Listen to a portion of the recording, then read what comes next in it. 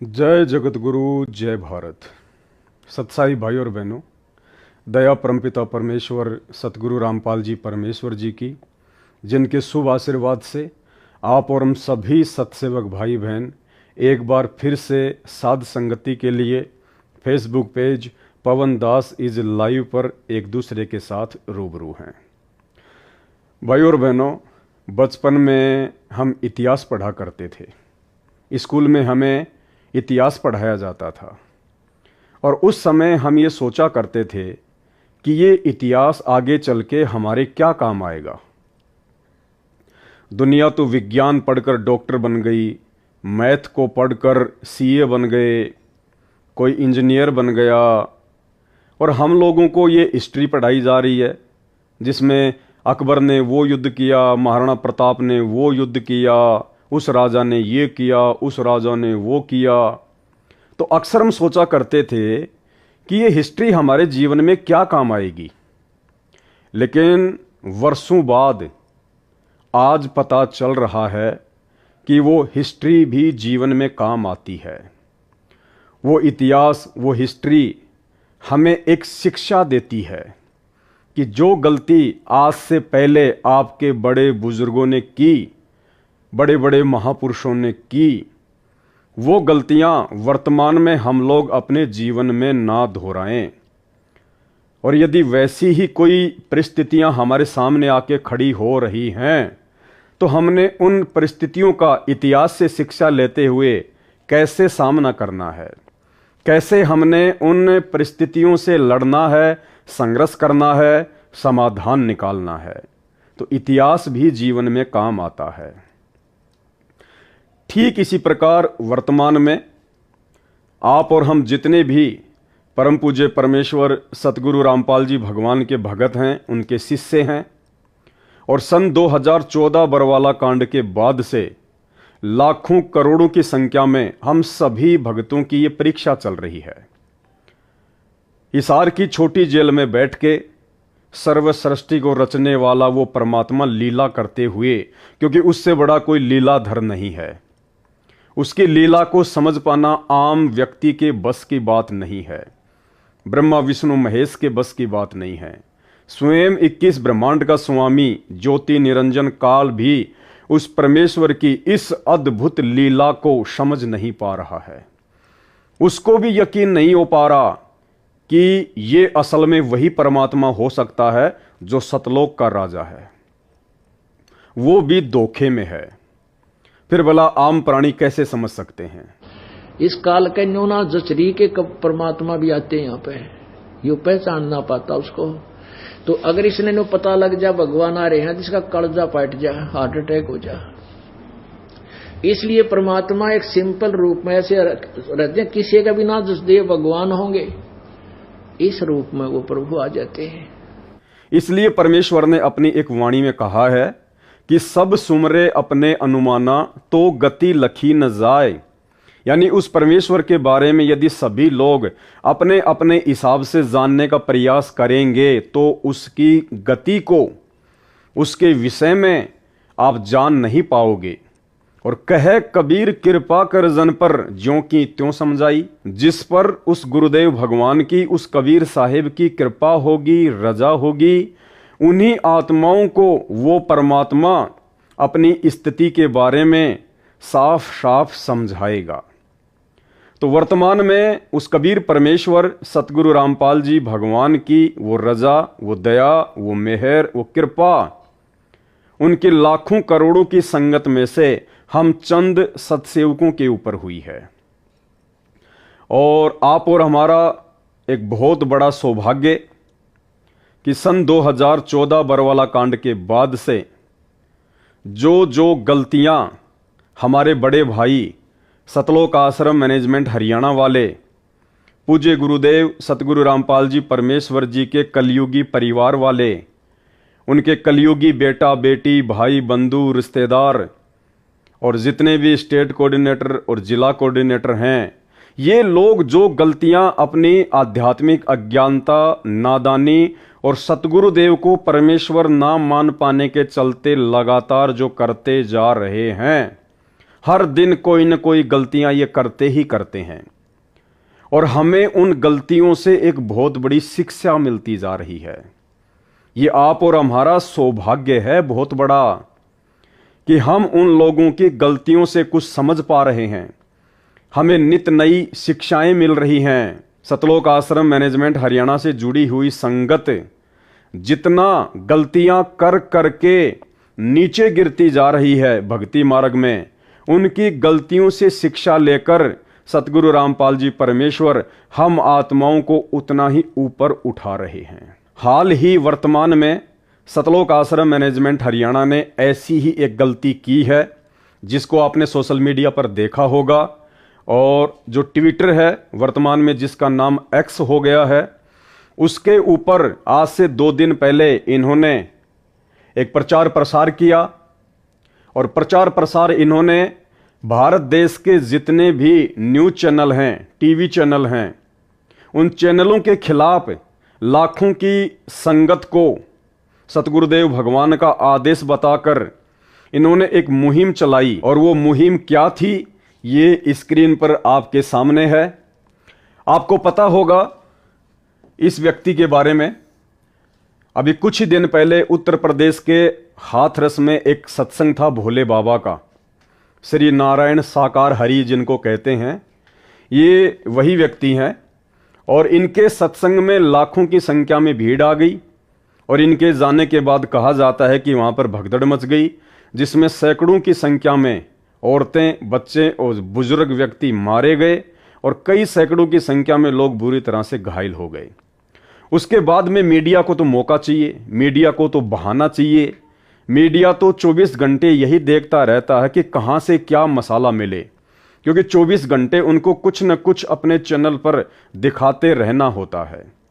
तो मीडिया को एक न्यूज़ मिल गई और मीडिया ने बहुत सारे बाबाओं का नाम, बहुत सारे संतों का नाम श्री साकार नारायण हरि के साथ में जोड़कर प्रचार प्रसार करना शुरू कर दिया। और उन्हीं बाबाओं में ये जितने भी बाबा आपको दिखाई दे रहे हैं, इन सभी बाबाओं के साथ में भारत देश के मीडिया ने, न्यूज़ चैनल वालों ने परम पूज्य परमेश्वर सतगुरु रामपाल जी भगवान का भी नाम शामिल कर दिया। और बहुत सारे अनर्गल आरोप, झूठे आरोप, बेबुनियादी आरोप भारतीय मीडिया ने परम पूज्य परमेश्वर सतगुरु रामपाल जी भगवान के ऊपर भी लगाए। उसके बाद जैसे ही इस बात का सतलोक आश्रम मैनेजमेंट हरियाणा वालों को पता चला कि हमारे गुरुदेव का नाम भी इन न्यूज़ चैनल वालों ने, मीडिया वालों ने अन्य नकली संतों के साथ में जोड़ दिया है और लगातार गुरुदेव के विषय में झूठी खबरें चलाई जा रही हैं, दिखाई जा रही हैं। उसके बाद सतलोक आश्रम मैनेजमेंट हरियाणा ने लाखों की संगत को एक फरमान पारित कर दिया। जितने भी लोग सोशल मीडिया से जुड़े हुए हैं, जो लोग सोशल मीडिया पर, फेसबुक पर, यूट्यूब पर, एक्स पर, ट्विटर पर, इंस्टाग्राम पर जो सेवा करते हैं, उन सभी के पास में एक मैसेज वायरल कर दिया कि हम आपको एक मटेरियल बना के भेज रहे हैं, हम आप लोगों को तरह तरह के पोस्टर बना के भेज रहे हैं। उन पोस्टर्स को आप लोगों ने ज़्यादा से ज़्यादा ट्विटर पर, एक्स पर, इंस्टाग्राम पर, यूट्यूब पर, फेसबुक पर शेयर करना है। और संगत तो संगत है बेचारी, संगत तो हमेशा से नादान ही रही है, हमेशा से भोली ही रही है। और यही कारण है 4 युग बीत चुके हैं, हमेशा स्वार्थी लोगों ने अपने स्वार्थ के लिए, अपनी मान बढ़ाई के लिए, अपने अहंकार के चलते, अपने धार्मिक धंधे के चलते उस भोली और नादान संगत का जमकर फायदा ही उठाया है। और वही फायदा वर्तमान में परम पूज्य परमेश्वर सतगुरु रामपाल जी के नाम की आड़ में उनके परिवार वाले, सतलोक आश्रम मैनेजमेंट हरियाणा वाले निरंतर उनके लाखों पढ़े लिखे भक्तों का उठा रहे हैं। भ्रष्ट मीडिया डूब मरो, गलत खबरें दिखाना बंद करो। संत रामपाल जी महाराज का शिष्य हूँ। ये जो आजकल जो भी भारत के अंदर जितने भी बाबा हैं, यौन शोषण के माध्यम से उनको उनके ऊपर कोई केस लगता है तो हमारे जगत गुरु तत्वदर्शी संत रामपाल जी महाराज का भी नाम उनमें ऐड किया जाता है। तो ये सरासर गलत है, क्योंकि लाखों करोड़ों अन्यायों के दिल के ऊपर ठेस पहुंच रही है। और नहीं तो कोई संत रामपाल जी महाराज के ऊपर आज दिन तक कोई एविडेंस है कि उनके ऊपर यौन शोषण का केस लगा हुआ है। वो जितने भी उनके ऊपर केस थे वो 22 बरी हो गए और 2 केस अभी और हैं, वो कोर्ट में विचाराधीन है। तो जितने भी अनुयायी हैं संत रामपाल जी महाराज के, वो आज लाखों अन्यायों के ऊपर आपने मीडिया के माध्यम से उनके दिल के ऊपर ठेस पहुंचाई है। और हम अभी तैयार हैं, हम कोर्ट में मानहानि का केस करेंगे आपके खिलाफ, और आप भी तैयार हो जाएं, क्योंकि संत रामपाल जी महाराज जगत के तारणहार हैं, उनके ऊपर कोई यौन शोषण का केस नहीं है।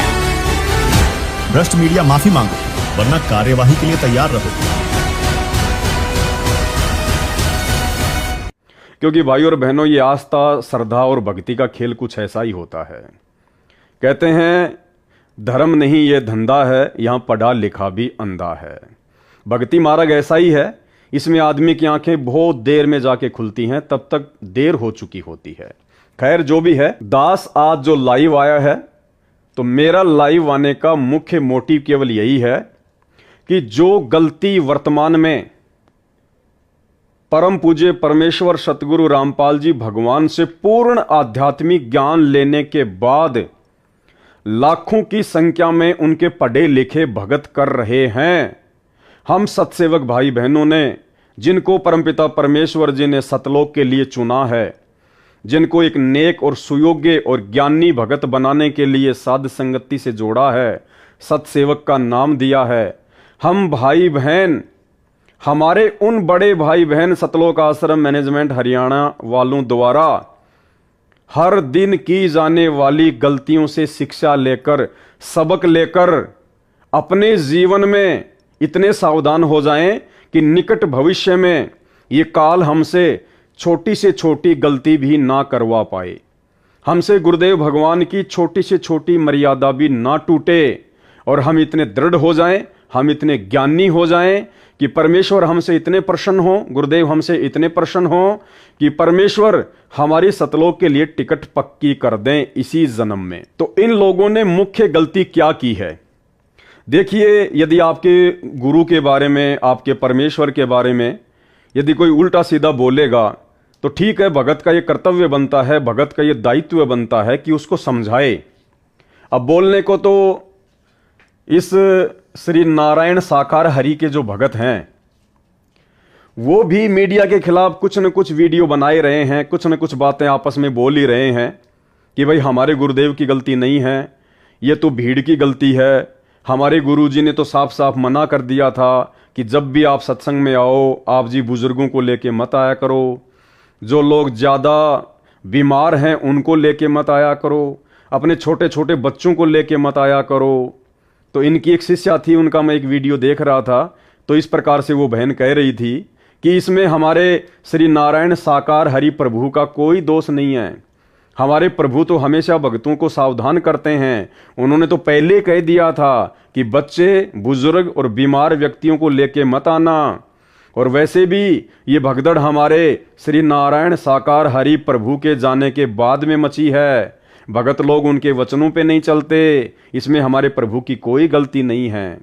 तो भगत के ऐसे भाव होते हैं, इसमें कोई दो राय नहीं है, लेकिन ज्ञान कुछ और है। जिस ज्ञान से ये 90% दुनिया बेखबर है, जिस ज्ञान से स्वयं सतगुरु रामपाल जी परमेश्वर जी के 90% भगत बेखबर हैं। तो ठीक है, जब इस प्रकार की न्यूज कोई भी आपके गुरु या परमात्मा के प्रति चलाता है तो मन में इस प्रकार के विचार आते हैं कि हम उनको समझाने का प्रयास करें, लेकिन सिर्फ समझाने का प्रयास ही करना चाहिए, क्योंकि भक्ति मार्ग जगत के मार्ग से अलग होता है, डिफरेंट होता है।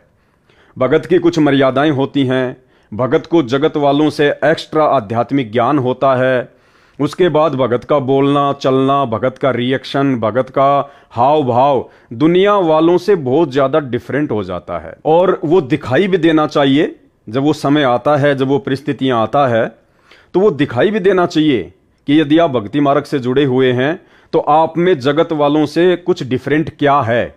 अगर आप भी उन्हीं की तरह रिएक्शन करने लग जाएंगे तो क्या फायदा आपका भक्ति करने का, क्या फायदा आपका एक भगत कहलाने का।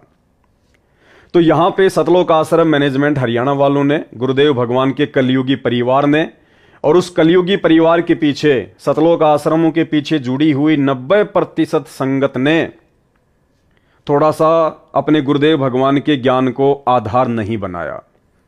और इन्होंने गलती क्या कर दी, जोश में होश खोकर अपने गुरुदेव के ज्ञान को आधार ना बनाकर इन्होंने सबसे बड़ी गलती यह कर दी कि माफी मांगो।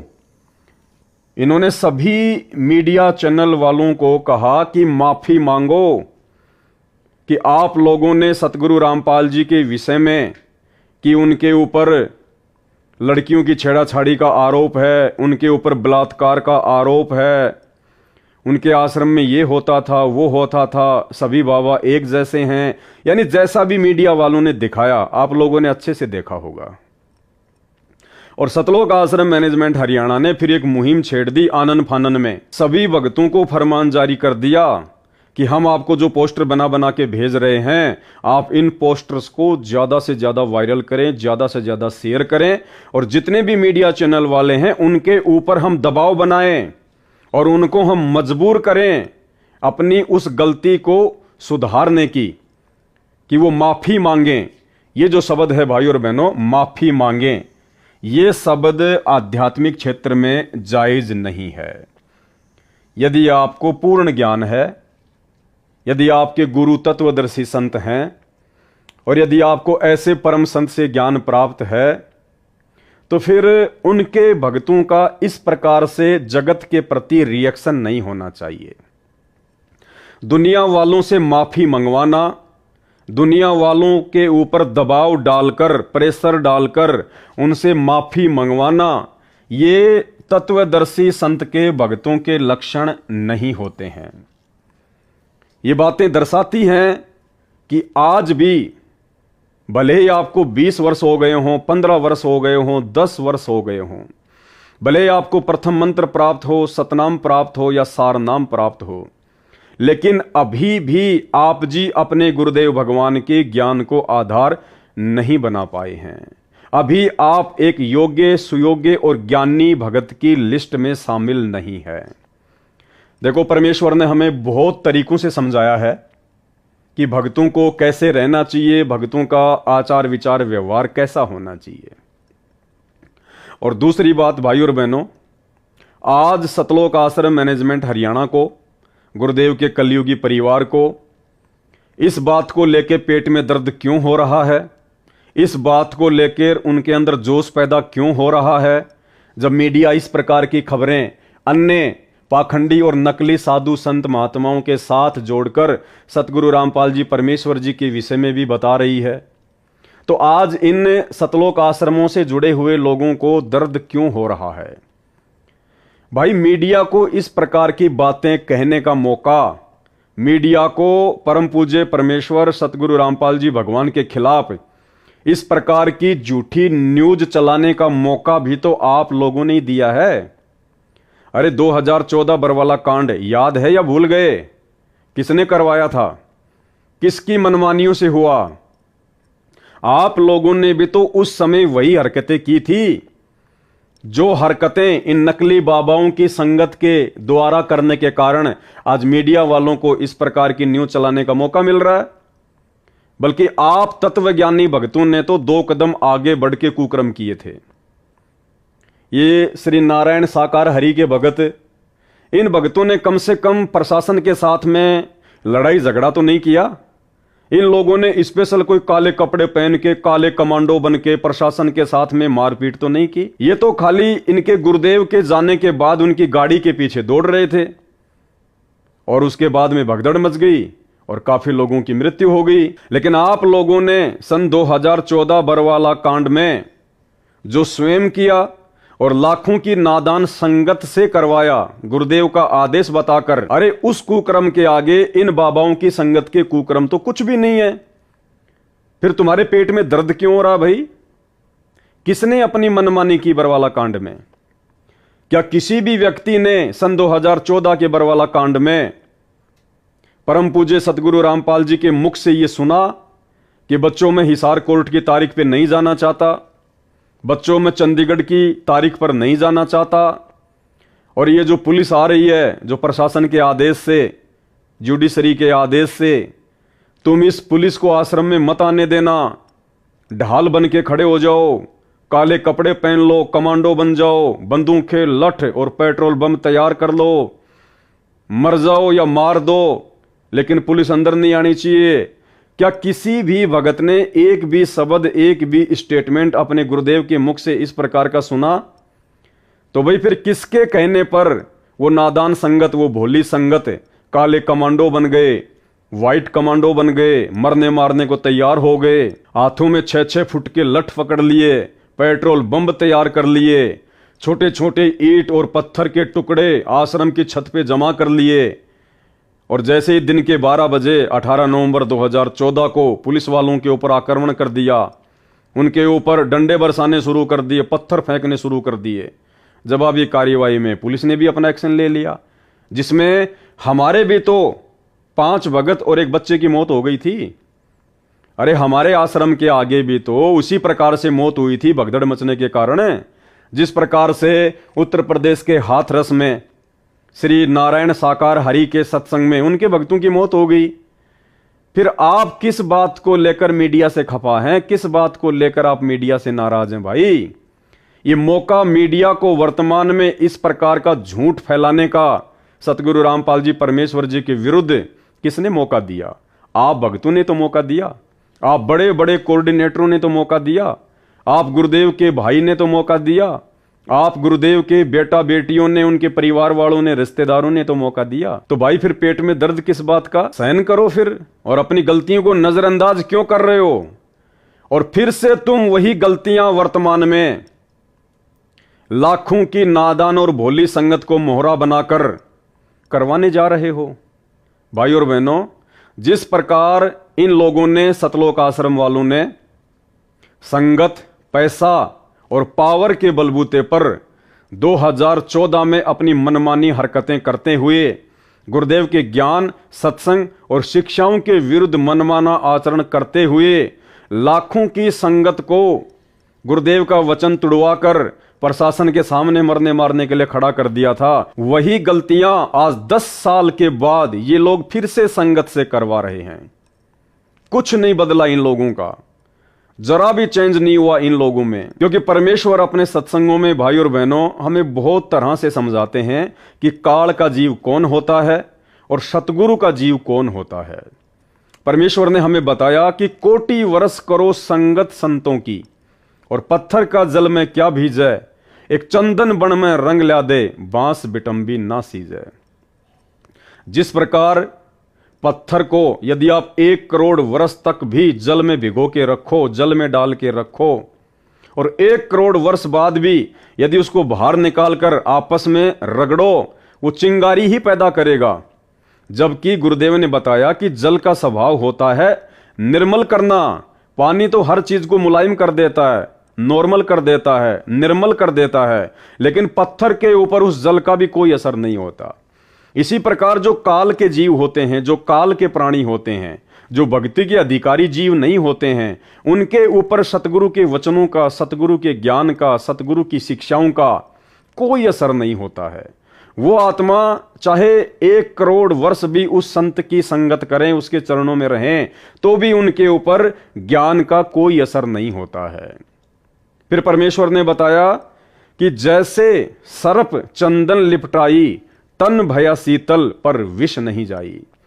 जैसे सांप होता है, चंदन के जो जंगल होते हैं वहां पे सांप पाए जाते हैं ज्यादा, क्योंकि चंदन का पेड़ जो होता है वो ठंड देता है, ठंडक होती है उसमें, और सांप के अंदर, सर्प के अंदर अपनी गर्मी बहुत ज्यादा होती है, और ठंड प्राप्त करने के लिए वो सांप चंदन के पेड़ के चारों तरफ लिपट जाता है, बिल्कुल शांत दिखाई देता है, साधु दिखाई देता है। और परमेश्वर कहते हैं उसको जरा सा यदि आप छेड़ दो, तुरंत फन उठा के खड़ा हो जाएगा, तुरंत। तो परमेश्वर ने उस सांप की तुलना काल के जीव के साथ की है कि जैसे सर्प चंदन लिपटाई, तन भया शीतल पर विष नहीं जाई। वो शरीर तो शीतलता महसूस कर रहा है लेकिन उसके अंदर का जहर नहीं गया। तो इसी प्रकार जो संत होते हैं, जो तत्वदर्शी संत होते हैं, वो चंदन के पेड़ की तरह होते हैं। उनका काम होता है शीतलता देना। और जो काल के जीव होते हैं वो होते हैं उस सांप की तरह, सर्प की तरह। वो उस संत के चरणों में रहकर, संत के समीप रहकर, संत से शिक्षा और दीक्षा लेकर भी जब तक वो संत के पास रहेंगे तब तक तो वो भगत दिखाई देंगे, सांप की तरह शीतल दिखाई देंगे। और जब वो विषम परिस्थितियां कभी उसके सामने पैदा होती हैं, उस समय वो अपना असली रंग, अपना असली रूप दिखा देता है, अपना असली मनमाना आचरण दिखा देता है। तो ये हाल वर्तमान में सतलोक आश्रम मैनेजमेंट हरियाणा और उनसे जुड़ी हुई लाखों की संख्या में नादान संगत की हो रही है। ये लोग इस प्रकार की घटनाओं को अंजाम देकर ये साबित कर देते हैं कि हमने अभी तक सतगुरु रामपाल जी परमेश्वर जी के ज्ञान को 1% भी नहीं समझा है।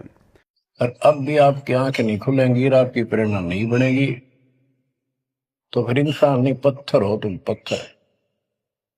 कोटि वर्ष करे संगत संतों की, पत्थर का दिल में क्या बूझे, चंदन बन में रंग ला दे, एक बांस बिटन भी ना सींचे।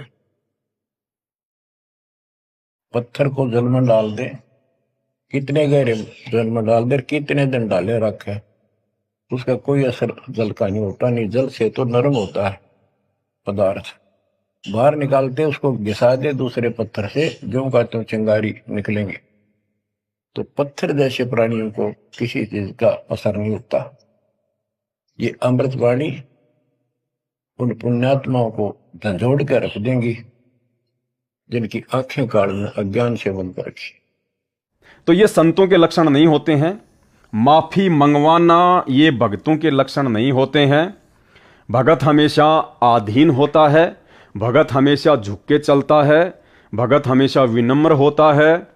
यदि फिर भी कोई आपके गुरुदेव के बारे में इस प्रकार की अनर्गल बातें करता है, चाहे वो मीडिया हो चाहे कोई आम व्यक्ति हो, तो भगत का ये दायित्व बनता है, भगत का ये कर्तव्य है कि भगत उसको प्यार प्रेम से समझाए कि भाई देखो, आप जिस प्रकार की बातें कर रहे हैं ऐसा कुछ भी नहीं है।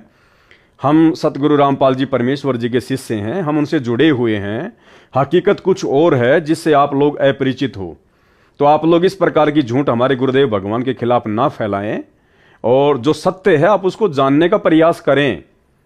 उसके बाद भी यदि वो लोग आपकी बातों को नहीं मानते हैं तो भी परमेश्वर हमें यही शिक्षा देते हैं कि आपने फिर उसके साथ में जोर जबरदस्ती नहीं करनी है, आपने उसके ऊपर किसी प्रकार का कोई प्रेशर नहीं डालना है।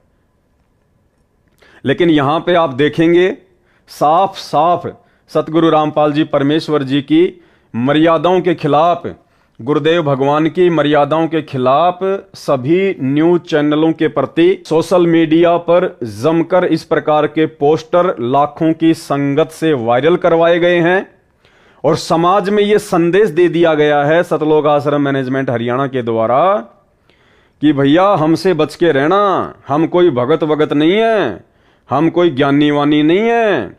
ध्यान रखना, यदि हमारे गुरुजी के खिलाफ कुछ भी बोल दिया तो तुम्हारी खैर नहीं है। अगर सीधी उंगली से घी नहीं निकलेगा तो हम टेढ़ी उंगली करना भी जानते हैं। यानी इनमें भगत और भक्ति का कोई लक्षण नहीं है। गुरुदेव ने बताया कि जिस प्रकार बरसात के समय में छोटे मोटे नदी नाले जमकर ओवरफ्लो होकर बहते हैं, जमकर, लेकिन वास्तव में नदी तो उसे कहा जाएगा, सरिता तो उसे कहा जाएगा जो बरसात के सीजन के बावजूद जब जेठ का महीना आता है, गर्मी का महीना आता है, जिस समय हर जगह पानी सूख जाता है, उस समय यदि उस नदी में, उस नाले में लगातार पानी बह रहा है तो वास्तव में वो नदी है। वो बरसाती नदी नहीं है, वो वास्तव में नदी है जिसमें 12 महीने पानी बहता रहता है। ठीक इसी प्रकार गुरुदेव कहते हैं कि भक्ति भाव भादो नदी सबे चले गहराए और सरिता सोई जानिए जो जेठ मास ठहराए। उस नदी की तुलना परमेश्वर ने एक भगत के साथ में की है कि भगत वो होता है जो हर स्थिति में, हर परिस्थिति में विनम्र बन के रहता है, साधु भाव में रहता है, आधीनता में रहता है। चाहे उसके ऊपर कितना ही कोई प्रेशर आए, चाहे लोग कितना ही उसको जोश दिलाएं, चाहे लोग कितना ही उसके विषय में गलत कहें या उसके गुरु के विषय में कुछ जो है वो गलत कहें या उस भगत का जो है कुछ बुरा करना चाहें, ऐसी परिस्थिति में भी यदि वो व्यक्ति शांत है, अपने गुरुदेव को ज्ञान को आधार बनाकर चलता है कि कहने दे, इनके कहने से क्या होगा, हमें पता है कि हम क्या हैं और हमारे गुरुदेव भगवान क्या हैं, इन लोगों के भोंकने से क्या होगा, ऐसे ही भोंक भोंक के रह जाएंगे। जैसे कुत्ता अपनी खुद की परछाई शीशे में देखकर भोंक भोंक कर परेशान हो जाता है, तो इसी प्रकार ये नादान दुनिया वाले, आध्यात्मिक ज्ञान से अपरिचित लोग, सतगुरु की भक्ति से अपरिचित लोग इसी प्रकार से भोंक भोंक के रह जाएंगे। हम सही, हमारे गुरुदेव भगवान सही, कोई दाग नहीं है किसी प्रकार का। तो मीडिया के भोंकने से, दुनिया वालों के भोंकने से ना तो हमारे ऊपर कोई फर्क पड़ेगा, ना हमारे गुरुदेव भगवान के ऊपर कोई फर्क पड़ेगा। और उन बातों को हमने हल्के में मजाक में टाल देना चाहिए, उसको कहते हैं भगत। और जो व्यक्ति उन बातों को अपने दिल पे ले ले, अपने अंदर जोश पैदा कर ले, दूसरे के प्रति राग द्वेष ईर्ष्या और नफरत पैदा कर ले, जिस प्रकार से सतलोक आश्रम मैनेजमेंट हरियाणा वालों के द्वारा ये इस प्रकार की न्यूज वगैरह को देखकर सभी मीडिया चैनल वालों से माफी मंगवाने के लिए दबाव डाल रहे हैं, उनको प्रेशराइज कर रहे हैं, संगत को इस कुकर्म में लगा दिया, संगत का अनमोल समय और संवासे बर्बाद करवाने में सोशल मीडिया पर लग गए। तो भाई ये सतगुरु के भक्तों के लक्षण नहीं हैं। तो भाई और बहनों, हम जितने भी साथ संगति से जुड़े हुए सत्सेवक भाई बहन हैं, हम भाई बहनों ने इन बातों पर विचार करना है। ये दास कोई ऐसे लाइव नहीं आता है फालतू में, टाइम पास के लिए नहीं आता, कोई पब्लिसिटी या पैसे कमाने के लिए मैं लाइव नहीं आता हूं। गुरुदेव भगवान जब दास को प्रेरणा करते हैं, ऐसा कोई टॉपिक जब मेरे सामने आता है, तब दास लाइव आता है। और लाइव आने का एक ही मकसद होता है कि हमें कुछ नया सीखने को मिले, हमें कुछ शिक्षा मिले, क्योंकि हम लोग वर्तमान में विद्यार्थी हैं, स्टूडेंट हैं, और हम लोगों को कुछ न कुछ अच्छा जीवन में भक्ति मार्ग में सीखते रहना चाहिए। तो ये परमेश्वर जी की बहुत बड़ी दया, बहुत बड़ी मेहर, वर्तमान में परमात्मा ने अपनी संगत में ऐसी परिस्थितियां पैदा कर दी हैं, जिन परिस्थितियों के मद्देनजर केवल आप और हम सत्सेवक भाई बहन ही गुरुदेव के ज्ञान को आधार बनाकर किन्हीं घटनाओं पर निष्कर्ष निकाल सकते हैं। अन्यथा जिन घटनाओं को लेकर दास लाइव आया है, आप सत्सेवक भाई बहन भी इस बात से भली भांति परिचित हैं कि जो वर्तमान में सोशल मीडिया पर न्यूज चैनल वालों के खिलाफ जिस प्रकार से माफी मंगवाने की ये पोस्ट वगैरह वायरल की जा रही है, ये ज्ञान आधार से उचित नहीं है। आप भी अच्छी प्रकार से इन बातों को जानते हैं। लेकिन वो लोग जो हमारे ही भगत भाई बहन हैं, उनको भी गुरुदेव भगवान ने उसी आश्रम में बैठा के ज्ञान दिया, वही नाम दिया, वही उनको सत्संग सिखाए, अलग से कोई जो है कोचिंग वगैरह ना हमें दी ना उनको दी। फिर वो लाखों की करोड़ों की भीड़ भला गुरुदेव के ज्ञान को आधार बनाकर इन बातों पर विचार क्यों नहीं कर पा रही? क्यों वो किसी के मनमाने आचरण को अपने ऊपर धारण करके समाज में फैलाने लग जाते हैं? जैसा कि सतलोक आश्रम मैनेजमेंट हरियाणा के द्वारा सभी न्यूज चैनलों के खिलाफ इस प्रकार से माफी मांगे ये न्यूज वगैरह फैलाई जा रही है, ये पोस्ट वगैरह वायरल की जा रही है। तो हम सत्सेवक भाई बहनों ने बहुत ही सावधान होकर एक एक कदम सोच समझकर इस भक्ति मार्ग में आगे रखना है। यदि आप में से किसी सत्सेवक भाई बहन ने जो साथ संगति से जुड़ा हुआ है, यदि आपने गलती से इस प्रकार की ये पोस्ट वगैरह जो सतलोक आश्रम मैनेजमेंट हरियाणा वालों के द्वारा वायरल की जा रही है, अगर आपने भी कर दी है, तो सबसे पहले तो उस पोस्ट को अपनी फेसबुक से, अपने इंस्टाग्राम से या अपने ट्विटर से तुरंत डिलीट कर दें और उसके बाद गुरुदेव भगवान को दंडवत करके माफी मांगें कि हे परमेश्वर, आपके दास या दासी से ये गलती हुई है, परमात्मा मैंने आपके ज्ञान को आधार नहीं बनाया, परमात्मा मैं क्षमा प्रार्थी हूं। हे परमेश्वर, आप तो शब्द स्वरूपी राम हैं, आप तो परमेश्वर हैं, परमात्मा हैं, भला आपके दामन पर कौन बदनामी के छींटे लगा सकता है और कैसे लग सकते हैं? आप तो उस कमल के फूल की भांति हैं परमेश्वर गुरुदेव भगवान, जिस कमल के पत्तों के ऊपर कीचड़ कभी ठहर ही नहीं सकता। तो इसी प्रकार परमेश्वर आपके ऊपर, ये आप ही के बच्चे, ये मीडिया वाले भी तो परमात्मा के ही बच्चे हैं, ये भी तो उसी सतगुरु की आत्माएं हैं। ठीक है, वर्तमान में उनको ज्ञान नहीं है, उनको परमेश्वर की स्थिति का आभास नहीं है, आप और हमारा सौभाग्य जो गुरुदेव ने शरण में ले लिया, ज्ञान दे दिया, हम पहचान गए। हैं तो वो भी मालिक के बच्चे, हैं तो वो भी गुरुदेव भगवान की आत्माएं, तो वो वर्तमान में उनको पहचान नहीं पा रही, उनको समझ नहीं पा रही, और वो वर्तमान में अपने बाप के ऊपर इस प्रकार से बदनामी के छींटे डाल रहे हैं। लेकिन बाप तो बाप है, कोई सामान्य व्यक्ति तो है नहीं, कोई सामान्य संत तो है नहीं, ये तो सर्व सृष्टि रचनहार, कुल मालिक, असंख्य ब्रह्मांडों का स्वामी है। तो इनके ऊपर ना तो किसी राजनीतिक पार्टी के द्वारा फेंके गए कीचड़ का दाग लगता है, ना किसी न्यूज चैनल के द्वारा फेंके गए कीचड़ का दाग लगता है। ये तो शुद्ध है, पाक है, पवित्र है, निर्विकार है, निर्लेपम परमात्मा है। तो हम सत्सेवक भाई बहनों ने वर्तमान में जो गुरुदेव ने हमें एक मौका दे रखा है, और ये मौका भाई और बहनों ज्यादा समय तक नहीं मिलेगा। जब तक गुरुदेव भगवान हिसार जेल से अपनी लीला पूरी करके, अपने मिशन को पूरा करके हम भक्तों के बीच में नहीं आ जाते हैं, तब तक का ही समय है कि हम अपने आप को भगत बना लें। अपने अंदर जो भी कमजोरियां हैं, सामाजिक, व्यवहारिक या आध्यात्मिक, सब प्रकार की कमजोरियों को हम दूर कर लें और एक भगत बन जाएं, ताकि परमेश्वर हमसे प्रसन्न हो। तो ये गलतियां हम सत्सेवक भाई बहनों ने बिल्कुल भी नहीं करनी है। अब इन लोगों ने क्या किया भाई और बहनों, आज से लगभग 2 या 3 साल पहले भी इसी प्रकार से मीडिया वालों ने परम पूज्य सतगुरु रामपाल जी परमेश्वर जी के खिलाफ झूठी खबरें दिखाई थी अपने चैनलों पर। और उस समय भी इन सतलोक आश्रम मैनेजमेंट हरियाणा वालों ने, इन कोऑर्डिनेटर लोगों ने, गुरुदेव के बेटा बेटी, भाई बंधु, रिश्तेदारों ने इसी प्रकार से अपनी अज्ञानता और आध्यात्मिक ज्ञानहीनता का परिचय देते हुए लाखों की संगत को इकट्ठा किया। और दिल्ली के नोएडा में जिस न्यूज चैनल ने यह खबर चलाई थी संत रामपाल जी के खिलाफ, इन्होंने संगत को बसों में भर भर के उन मीडिया चैनल वालों के ऑफिस के आगे जमा कर दिया। उनके ऊपर दबाव बनाया कि आपने ये गलत किया, आपने ये गलत किया, माफी मांगो, माफी मांगो, माफी मांगो, जो कि सतगुरु रामपाल जी के ज्ञान और शिक्षाओं के बिल्कुल खिलाफ है।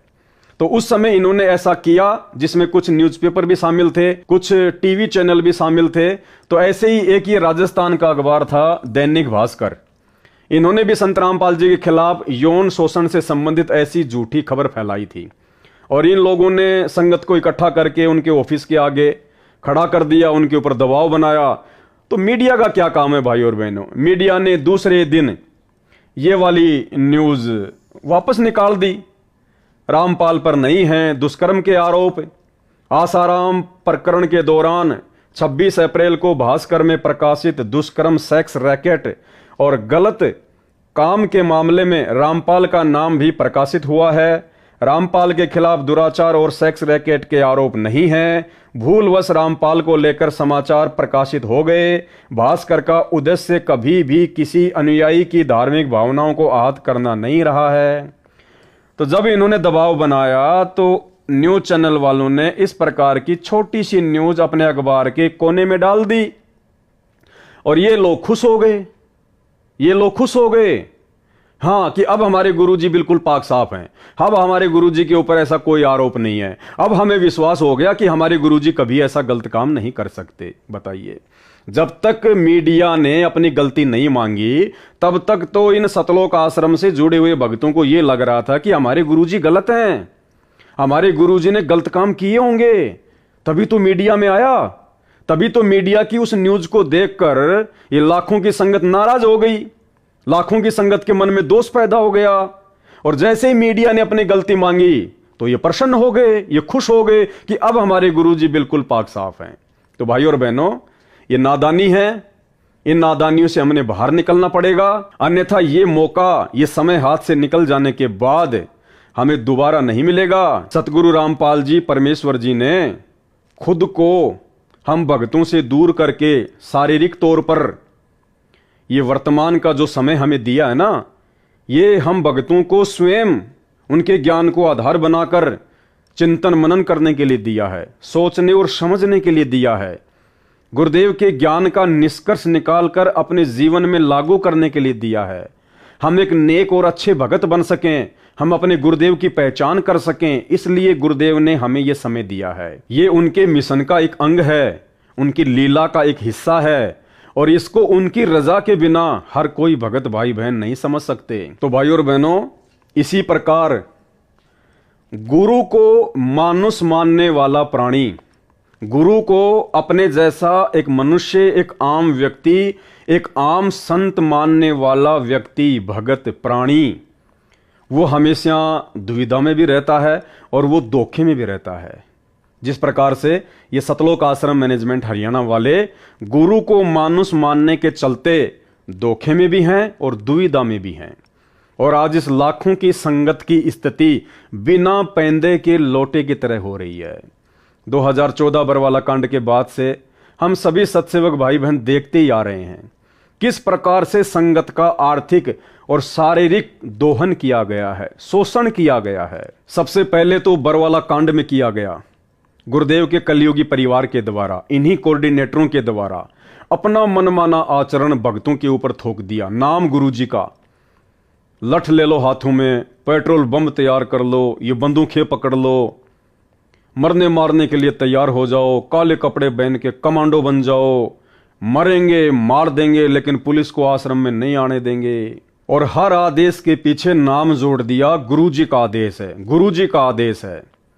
अब हम नादान भगत भाई बहन इस काल के षड्यंत्र को समझ नहीं पाए, क्योंकि परमेश्वर कहते हैं कि जब तक हंसा हमरी आना और काल लगे ना तेरा बाणा, जब तक मेरा भगत मेरी मर्यादा में रहेगा काल तेरा दाव नहीं लग सकता। लेकिन उस समय परमात्मा के, सतगुरुदेव भगवान के सतलोक आश्रम में बैठे होने के बावजूद भी काल का दाव लग गया, और काल ने उन्हीं भक्तों को अपना मोहरा बनाया, अपना एजेंट बनाया, जिन्हें हम सतगुरुदेव के भाई बंधुओं के नाम से जानते हैं, उनके बेटा बेटी के नाम से जानते हैं, उनके रिश्तेदारों के नाम से जानते हैं, चंद कोऑर्डिनेटरों के नाम से जानते हैं। इन सब लोगों की पहले से ही मर्यादा टूटी हुई थी, क्योंकि ये गुरु को मानुष मानते थे और आश्रम में गुरु की शिक्षाओं पे कम और गुरुदेव के छोटे भाई महेंद्र की शिक्षाओं पर ज्यादा चलते थे, मनमाना आचरण करने में ज्यादा यकीन रखते थे, जिस कारण से काल का दाव लगा, काल को एक मौका मिला। और गुरुदेव भगवान ने भी ये देखना था, ये चेक करना था कि सन 1994 से 2014 तक मैंने इतना ज्ञान दे दिया, मैंने इतना इनको समझा दिया, इनकी बुद्धि में थोड़ा बहुत कुछ समाया भी है या नहीं है, ये अपने गुरु को जान पा रहे हैं, पहचान पा रहे हैं, या खाली देखा देखी में आ रहे हैं। सत्संग के नाम पे आ गए, खाए पिए नहाए धोए सोए और चल दिए, इस कान से सुने इस कान से निकाल दिए। ये मेरे सत्संगों पर कुछ विचार भी करते हैं या नहीं करते हैं? ये सत्संग कर करके दिन रात जो मैंने एक कर दिए, इतना संघर्ष किया, ये मेरे संघर्ष को, मेरे मिशन को समझ भी पा रहे हैं या नहीं पा रहे हैं? कि गुरुदेव खाली टाइम पास या मनोरंजन के लिए सत्संग कर रहे हैं, या गुरुदेव हमें इन सत्संगों के माध्यम से कुछ बनाना चाहते हैं, कुछ समझाना चाहते हैं? गुरुदेव का मकसद क्या है, उनका मिशन क्या है, हमें क्या करना चाहिए? ये लोग खाली भेड़ चाल में चल रहे हैं या कुछ इनकी बुद्धि में भी समाया है? तो गुरुदेव भगवान भी चुपचाप रहे, कुछ नहीं बोले। परमात्मा ने भी भीड़ को छांटना था, क्योंकि देखो जहां गुरु और शिष्य परंपरा आ जाती है वहां पर परीक्षा होती है, कोई दो राय नहीं है। और इस परीक्षा से लीला करते हुए वर्षों पहले सतगुरु रामपाल जी को भी गुजरना पड़ा था, क्योंकि उन्होंने भी तो एक भगत की भूमिका की। 17 फरवरी 1988 को अपने मुंह बोले गुरुदेव आदरणीय राम देवानंद जी से उन्होंने नाम दीक्षा ली। जैसा कि 650 साल पहले इसी परमपिता परमेश्वर सतगुरु रामपाल जी ने कबीर नाम से आकर काशी के बनारस में और पंडित रामानंद जी से नाम दीक्षा ली थी, उनको अपना मुंह बोला गुरु बनाया था। दुनिया की नजरों में तो कबीर जी रामानंद जी के शिष्य थे, और रामानंद जी की नजरों में कबीर जी रामानंद जी के गुरु थे।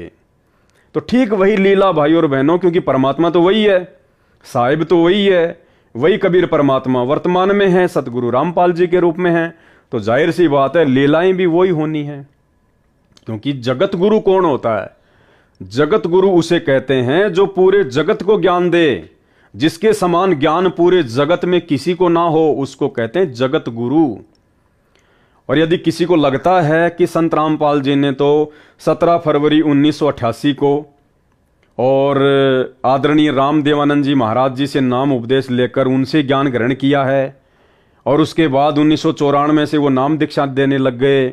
उसके बाद उनके भगत उनको जगत गुरु कहने लग गए। तो भाई जगत गुरुओं के लक्षण ये नहीं होते हैं। जगत गुरु किसी गुरु से नाम लेकर या शिक्षा लेकर आगे शिक्षा नहीं देता। जगत गुरु तो सदा से ही जगत गुरु होता है। सतगुरु आदि अनादि है, सतगुरु मद है मूल, सतगुरु को सिजदा करूं एक पलक नहीं भूल। सतगुरु पूर्ण ब्रह्म है, सतगुरु आप अलेख, सतगुरु रमता राम है, इसमें मीन न मेख। तो वर्तमान में सतगुरु रामपाल जी परमेश्वर जी की लाखों करोड़ों की संख्या में जो संगत है, और जो संगत नादानी में, अज्ञानता में, मूर्खता में, भेड़ चाल में, देखा देखी में 17 फरवरी के दिन सतगुरु रामपाल जी परमेश्वर जी का बोध दिवस मनाती है, उन आध्यात्मिक ज्ञानहीन भक्तों को यह समझना चाहिए कि आपके गुरु जी को बोध करवाने वाला, यदि आप अपने गुरु को कबीर जी मानते हैं तो, यदि आप अपने गुरु को परमात्मा मानते हैं तो फिर उस कबीर को, उस परमात्मा को, सतगुरु रामपाल जी को बोध करवाने वाला, चाहे आध्यात्मिक ज्ञान हो चाहे व्यवहारिक ज्ञान हो, उस परमेश्वर को बोध करवाने वाला, बोध का मतलब होता है ज्ञान। इस सकल सृष्टि में ना कोई पैदा हुआ था, ना कोई पैदा है और ना कोई पैदा होगा, क्योंकि सकल सृष्टि उस कबीर परमेश्वर सतगुरु रामपाल जी भगवान ने ही सर्जन की है। सब उसके थल्ले थल्ले हैं, उसके नीचे नीचे हैं। तो 17 फरवरी को बचो अपने गुरुदेव का बोध दिवस मनाने से। देखा देखी में मत चलो, ये देखा देखी का मार्ग नहीं है। 650 साल पहले हम 64 लाख भगत इसी देखा देखी में तो मार खा गए, और उसी देखा देखी में आज वो काल गुरुदेव भगवान के कलयुगी परिवार को, सतलोक आश्रमों से जुड़े हुए मुख्य मुख्य लोगों को मोहरा बनाकर आप और हमें ठगना चाह रहा है। आप और हमें ठगना चाह रहा है गुरुदेव भगवान का बोध दिवस मनवाकर। तो भाई और बहनों, ऐसी नादानी करने से बचना, अन्यथा ये मौका सतलोक जाने का, परमात्मा के दिल में उनके चरणों में जगह बनाने का हमें दोबारा नहीं मिलेगा। इसलिए अब हमने नादानी छोड़कर परमेश्वर जी के ज्ञान को आधार बनाकर, अगर हम उनको जगत गुरु कहते हैं तो जगत गुरु का मतलब होता है पूरे जगत को ज्ञान देने वाला। और कोई व्यक्ति किसी दूसरे गुरु से ज्ञान लेके अगर आगे ज्ञान दे रहा है तो फिर वो जगत गुरु नहीं कहला सकता। ये कुछ लक्षण होते हैं जगत गुरु के, ये आप लोगों ने समझना पड़ेगा। भाई और बहनों, ज्ञान को आधार बना के साथ संगति से जुड़िए। यूट्यूब और फेसबुक पर जाकर पवन दास इज लाइव सर्च कीजिए, साथ संगति के वीडियो देखो, तुम्हें बहुत कुछ समझ में आएगा गुरुदेव भगवान के आशीर्वाद से। तो गुरु को मानुष मानने वाला प्राणी, गुरु को अपने जैसा एक आम व्यक्ति, आम संत मानने वाला व्यक्ति, भगत हमेशा धोखा खाता ही खाता है, और वो बिना पैंदे के लोटे की तरह होता है। उसका कोई भी मिसयूज कर सकता है। और ये लाखों की करोड़ों की संगत का 2014 बरवाला कांड के बाद से, चाहे वो इशार की तारीखों पे भेजना हो, चाहे वो राजनीति करवानी हो, कभी कांग्रेस तो कभी बीजेपी को वोट और सपोर्ट करवाना हो, हरियाणा के जाट आरक्षण में जाटों के धरने पर संगत को बैठाना हो, उन जाटों का समर्थन करवाना हो, चंदे के रूप में भक्तों के दान का पैसा देना हो, या राजस्थान के गैंगस्टर जो कि पुलिस एनकाउंटर में मारे जा चुके हैं आनंदपाल सिंह, उसकी सीबीआई जांच के समर्थन में अजमेर की रैली में हजारों भक्तों को बैठाना हो, 5-5 लाख रुपए का चेक उन राजपूत करनी सेना वालों को देना हो। इसके अलावा भी ना जाने भाई और बहनों कितने कुकर्म इन्होंने सन 2014 बरवाला कांड के बाद से संगत से करवाए हैं, लोगों की मर्यादाएं तोड़वाई हैं। गुरुदेव भगवान को इन्होंने भक्ति विरुद्ध कुकर्म करके दुखी किया है। तो अब हम सत्सेवक भाई बहनों ने इस प्रकार की गलतियां करने से बचना है। इसके अलावा भाई और बहनों, परमेश्वर हमें हमेशा यही शिक्षा देते हैं। हमें गुरुदेव ने हमेशा अपने प्रवचनों में, अपने सत्संगों में एक ही बात बताई है कि सबसे पहले आप लोगों ने एक भगत बनना पड़ेगा। जब तक आप भगत नहीं बनोगे, भक्ति आपके हृदय में प्रवेश नहीं करेगी। और परमेश्वर ने भगत का सबसे पहला लक्षण बताया आधीनता। आधीनी के पास है पूर्ण ब्रह्म दयाल, और मान बड़ाई मारियो बेअदबी सिरकाल। जो भगत आधीन होगा, जो भगत ज्ञान से परिपूर्ण होगा, विनम्र होगा, कहते हैं उसके पास में परमात्मा रहता है, आधीनी के पास है पूर्ण ब्रह्म दयाल।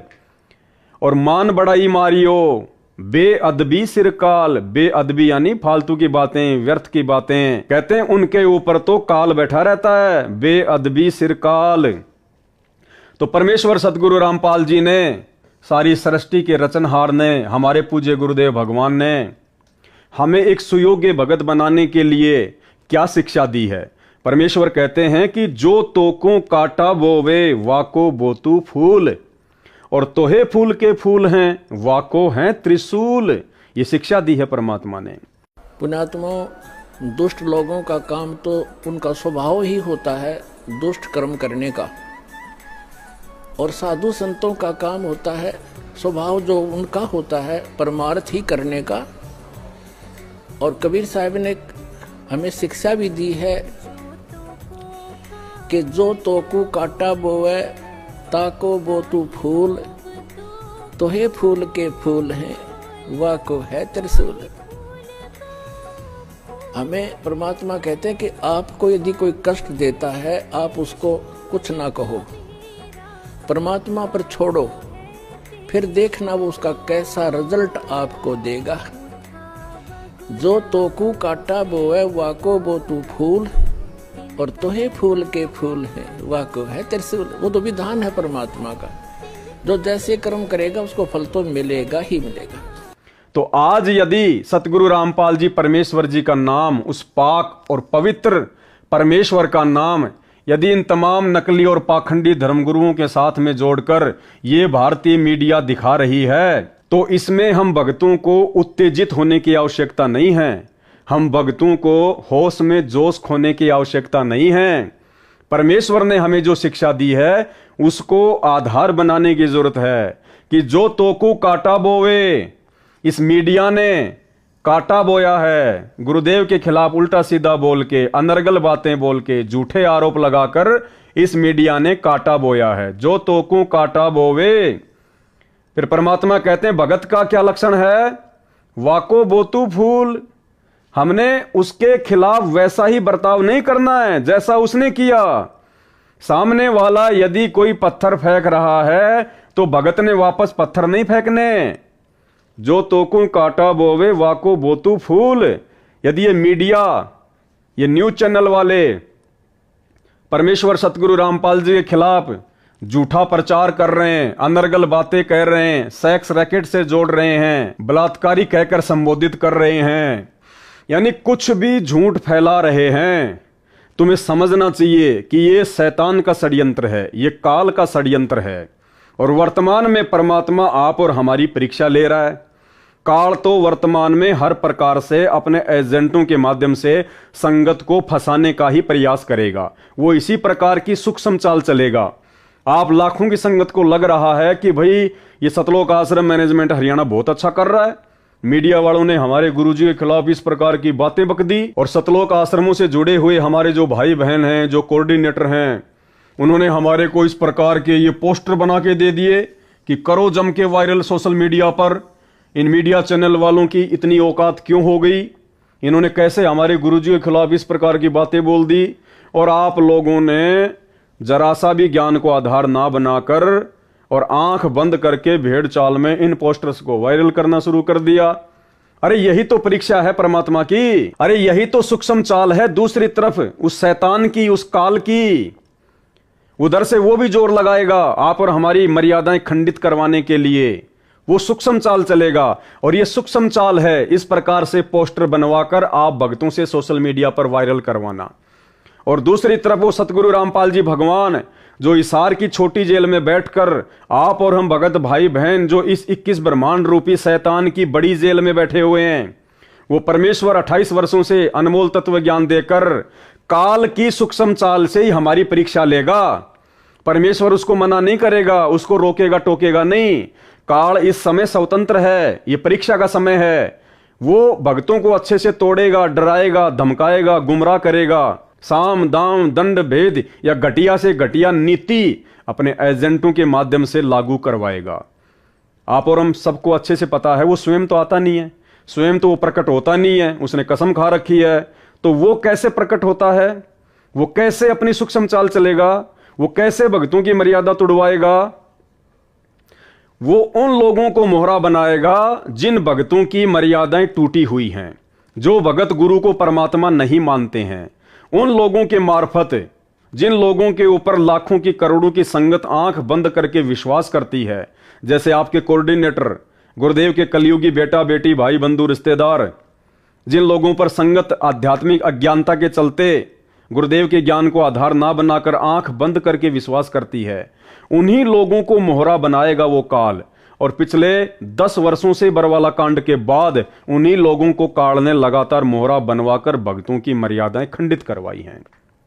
तो ये आप और हमारी परीक्षा चल रही है। उधर से काल का दबाव है, इधर से परमात्मा ये चेक करना चाह रहा है कि इन घटनाओं के माध्यम से मेरे भगत कुछ विचार भी करते हैं या खाली लातों की भूति बने हुए हैं, या खाली भेड़ चाल में चल रहे हैं, जैसा उनको कह दिया जाए वैसा ही वो करने लग जाते हैं। तो ये परीक्षा है परमेश्वर की तरफ से। तो गुरुदेव कहते हैं जो तोकू काटा बोवे, ये मीडिया वालों ने काटा बोया है। काल की प्रेरणा से हम भक्तों को भड़काने का प्रयास किया, उस काल ने हमारे को ठगने का प्रयास किया। तो परमेश्वर कहते हैं ऐसी स्थिति में, ऐसी परिस्थिति में भगत ने उनको वैसे ही उल्टा जवाब नहीं देना चाहिए, केवल समझाना चाहिए। और जिस प्रकार से शब्द यूज किए गए हैं सतलोक आश्रम मैनेजमेंट हरियाणा वालों द्वारा कि माफी मांगे, ये शब्द आध्यात्मिक डिक्शनरी में एक भगत के शब्दकोश में नहीं होते हैं। अरे भगत अगर गलत नहीं है और भगत के ऊपर यदि कोई झूठा आरोप लगाता है और फिर कहता कि माफी मांग, तो भगत का तो काम है माफी मांग ले कि भाई ठीक है भाई तू खुश रह, ले भाई कोई बात नहीं, ले भाई हो गई गलती भाई माफ करियो। तो कहते हैं वो तो है भगत के लक्षण है। और एक भगत जिसको ज्ञान हो, सतगुरु का भगत हो, और वो दूसरों को कहे कि माफी मांग माफी मांग, तो भाई ये ज्ञान को नहीं, ये अहंकार को दर्शाता है, ये अज्ञानता को दर्शाता है, ये भगत की नादानी और मूर्खता को दर्शाता है, उसके ज्ञान को दर्शाता है। भगत कभी माफी मंगवाता नहीं है, भगत तो माफी मांगता है। तो ये परीक्षा थी कि जो तोकू काटा बोवे वाको बोतू फूल, और तोहे फूल के फूल हैं वाको हैं त्रिशूल। फिर देखना आने वाले समय में जो हमारे विरोधी हैं, जो हमारे विरुद्ध कुप्रचार कर रहे हैं, उनके साथ में परमात्मा किस प्रकार से पेश आएगा, कैसे उनको उनके उन कुकर्मों का हिसाब किताब चुकाना पड़ेगा। हमने वो परमात्मा पे छोड़ना पड़ेगा, गुरुदेव भगवान पर छोड़ना पड़ेगा। हमें केवल अपनी भक्ति से मतलब है, हमने केवल उतना ही करना है जितना गुरुदेव ने अपने सत्संगों में करने के लिए हमारे को निर्देशित कर दिया है कि जो तोकू काटा बोवे वाको बोतू फूल, और तोहे फूल के फूल हैं वाको हैं त्रिशूल। समय आने पर परमात्मा उसको उसके कुकर्मों की सजा ऑटोमेटिक दे देगा। राम किसी को मारे नहीं, मारे तो हत्यारा राम, अपने आप ही मर जाएंगे कर कर खोटे काम। हम भगत क्यों टेंशन लें, हम भगत क्यों सिर में दर्द करें, जब हमारा गुरु समर्थ है, हमारा गुरु सर्वशक्तिमान है, हमारा गुरु निर्विकार निर्विषम निर्लेपम है, कमल के पत्तों की तरह हैं, कमल के फूल की तरह हैं। इनके ऊपर कोई भी दाग, कोई भी कीचड़ लगे नहीं सकता, ठहर ही नहीं सकता। आप रोजाना नित्य नियम में पढ़ते हो, नित्य नियम का पाठ करते हो भक्ति बोध में, और उसमें परमेश्वर की क्या वाणी है, गरीब ऐसा सतगुरु हम मिल्या तेज पुंज की लोय। क्या पढ़ते हैं हम और किसके लिए पढ़ते हैं? अपने गुरुदेव भगवान के लिए पढ़ते हैं। सतगुरु रामपाल जी परमेश्वर जी के लिए बोलते हैं वाणियां नित्य नियम में। क्या बोलते हैं कि गरीब ऐसा सतगुरु हम मिल्या तेज पुंज की लोय। हम भगत कहते हैं कि हमारे को ऐसे गुरुदेव मिले हैं, ऐसे सतगुरु मिले हैं जिनकी तेज पुंज की लोय अर्थात देह, शरीर, बॉडी, जिनका शरीर हाड़ मांस का नहीं है। आप और हमारी तरह नहीं है गुरु, आप और हमारी तरह कोई मानुष नहीं है, आम व्यक्ति नहीं है। गरीब ऐसा सतगुरु हम मिल्या, सतगुरु रामपाल जी के रूप में, जिनकी तेज पुंज की लोय और तन मन अर्पू शीस कू होनी होय सु होय। तो ऐसे तेज पुंज के शरीर वाले, नूरी शरीर वाले परमात्मा के ऊपर भाई चाहे मीडिया कीचड़ उछाले, चाहे सरकार कीचड़ उछाले, चाहे आपका पड़ोसी कीचड़ उछाले, उछालने दो। हमें पता है कि हमारे गुरुदेव क्या हैं और हम किस मार्ग पर आगे चल रहे हैं। फिर मन में दर्द क्यों, मन में टेंशन क्यों, मन में परेशानी क्यों, पेट में दर्द क्यों, फिर ये माफी मंगवाने वाला घटिया कर्म क्यों, गुरु के वचनों के खिलाफ ये घटिया कुकर्म करने की आवश्यकता क्या पड़ गई आपको? क्या साबित करना चाहते हो आप जी संत रामपाल जी के ज्ञान को लेकर? अब परमेश्वर ने हमें एक बात और बताई अपने सत्संगों में कि जिस प्रकार से कोई गोरी लड़की है और गोरी लड़की को यदि कोई कह दे कि एक काली, तो गुरुदेव ने बताया कि वो गोरी लड़की उस बात का बुरा नहीं मानती है। क्यों नहीं मानती है? क्योंकि उस गोरी लड़की को पता है कि तू काली नहीं है, तू गोरी है। और उस लड़की को इस बात का पता है कि सामने वाला व्यक्ति तुझे जो काली काली कह रहा है ना, इसके दो ही कारण हो सकते हैं। या तो उस व्यक्ति को इस बात का ज्ञान नहीं है, वो अज्ञानी है, या फिर उसने नशा कर रखा है जिस कारण से वो इस प्रकार की उठपटांग बातें कर रहा है। तो वो गोरी लड़की जिसको काली कहा जा रहा है, जो गोरी है, काली नहीं है, लेकिन उसके बावजूद भी वो लड़की नाराज नहीं होती है, क्योंकि उस लड़की को अपनी वास्तविक स्थिति का पता है कि मैं गोरी हूं या काली हूं। तो इसी प्रकार भाई और बहनों, जब हमें हमारे गुरुदेव भगवान की स्थिति का पता है कि ये तो पाक और पवित्र रब है, परमात्मा है, खुदा है, तेज पुंज की देह है, नूरी शरीर है, निर्विकार निर्विषम निर्लेपम परमात्मा है, इनको कोई दोष लग ही नहीं सकता, इनके ऊपर कोई कर्म लागू होता ही नहीं है। फिर इनको यदि कोई बलात्कारी कहता है, यदि इनके ऊपर कोई कीचड़ उछालता है, यदि गुरुदेव को नकली साधु संतों के साथ में ये भारतीय मीडिया जोड़ती है, और यदि हम भक्तों को इस बात का भली भांति ज्ञान है कि हमारे गुरुजी क्या हैं, तो भाई हमारे पेट में दर्द होना ही नहीं चाहिए, हमारे को परेशानी होनी नहीं चाहिए, हमारे को इस प्रकार से उत्तेजित होना ही नहीं चाहिए, हमारे को जोश में आकर होश खोना ही नहीं चाहिए। जबकि उस गोरी लड़की को तो आनंद सा आता है जब उसको कोई काली कहता है, वो तो हंसती है, मजाक में बात को टाल देती है। और हम तत्वज्ञानी भगत ऐसे महापुरुष से अनमोल तत्व ज्ञान लेकर भी आज वर्तमान में भी इस प्रकार की घटिया हरकतें करके अपनी आध्यात्मिक अज्ञानता को दुनिया के सामने पेश कर रहे हैं। इसके अलावा गुरुदेव भगवान ने हमें एक वाणी के माध्यम से और समझाया है कि कहते को कहीं जान दे और गुरु की सीख तू ले, साकट और सवान को उल्ट जवाब ना दे। तो भारतीय मीडिया ने ये साकट वाला कुकर्म किया है। परम पूज्य सतगुरु रामपाल जी परमेश्वर जी को, जो कि पाक और पवित्र हैं, जिनके विषय में दुनिया अभी जानती नहीं है, पहचानती नहीं है, इन लोगों ने इन नकली और पाखंडी बाबाओं के साथ में परम पूज्य सतगुरु रामपाल जी परमेश्वर जी को जोड़कर जो साकट वाला कर्म किया है, जो कुत्ते वाला कर्म किया है। तो भाई और बहनों, यदि हम भक्तों को ज्ञान है, क्योंकि वो तो जगत है, उनको तो ज्ञान नहीं है, मीडिया वालों को तो वो तो कुछ भी कह सकते हैं, लेकिन हमें तो परमात्मा ने बताया ना कि ऐसी परिस्थिति में जब तुम्हारे खिलाफ या तुम्हारे गुरुदेव के खिलाफ यदि कोई उल्टी सीधी बातें बोले, अनर्गल झूठ फैलाए, तो ऐसे समय में भक्तों का क्या रिएक्शन होना चाहिए? कहते को कहीं जान दे और गुरु की सीख तू ले, साकट और श्वान को उल्ट जवाब ना दे। तो भारतीय मीडिया, ये समाचार पत्र वाले, टीवी चैनल वाले, यदि सतगुरु रामपाल जी परमेश्वर जी के खिलाफ इस प्रकार की झूठी न्यूज चला रहे हैं, कहते को कहीं जान दे, ये जो भी कह रहे हैं इनको कहने दो। और हमारे लिए क्या आदेश है? गुरु की सीख तू ले। हमने गुरु जी की शिक्षा लेनी है, हमने गुरु जी के ज्ञान को आधार बनाना है कि साकट और सवान को उल्ट जवाब ना दे। फिर तुमने ये उल्टा जवाब क्यों दिया भाई इनको? तुमने माफी मांगने की बात कहकर तुमने तो उल्टा जवाब दे दिया। तुम तो अहंकार में आ गए, मान बढ़ाई में आ गए, जोश में होश खो दिया, उत्तेजित हो गए, काल की सूक्ष्म चाल में फंस गए, गुरुदेव के ज्ञान से कोसों दूर हटकर। तो भाई और बहनों, आप और हम सत्सेवकों का सौभाग्य है कि जो गलतियां सतलोक आश्रम मैनेजमेंट हरियाणा वाले लगातार करते जा रहे हैं, और गलतियां भाई और बहनों एक भगत से केवल उसी समय होंगी जब तक वो भगत अपने गुरुजी को परमात्मा नहीं मान लेगा। जिस दिन अपने गुरु के ज्ञान को आधार बनाकर आप अपने गुरु की पहचान कर लोगे, आप अपने गुरु को परमात्मा के रूप में स्वीकार कर लोगे हृदय से, खाली जुबान से भगवान भगवान कहने से बात नहीं बनती। ये जुबान से भगवान भगवान तो ये सतलोक आश्रम मैनेजमेंट हरियाणा वाले इन आश्रमों में सारा दिन चिल्लाते रहते हैं, सतगुरु रामपाल जी भगवान की जय, सतगुरु रामपाल जी भगवान की जय। परमात्मा जुबान से भगवान भगवान कहने से प्रसन्न नहीं होता, वो अंतर्यामी है, वो देखता है इसके हृदय में भगवान के रूप में उसका गुरु समाया है या नहीं समाया है।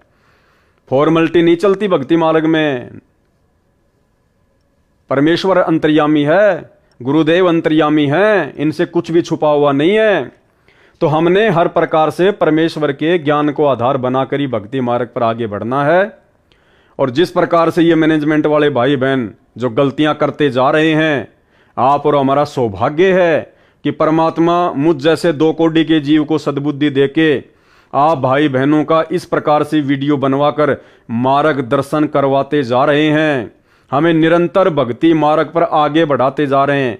हमारे अंदर दृढ़ता और विश्वास पैदा होता है कि वास्तव में साथ संगति से जोड़कर गुरुदेव भगवान ने हमारे ऊपर बहुत बड़ा उपकार किया, बहुत बड़ा रहम किया है। तो भाई और बहनों, अब आगे आपको दास परमपिता परमेश्वर सतगुरु रामपाल जी भगवान के आशीर्वाद से उनकी पुस्तक आध्यात्मिक ज्ञान गंगा के पेज नंबर 66 से आपको कुछ दिखाना चाहेगा, कुछ बताना चाहेगा।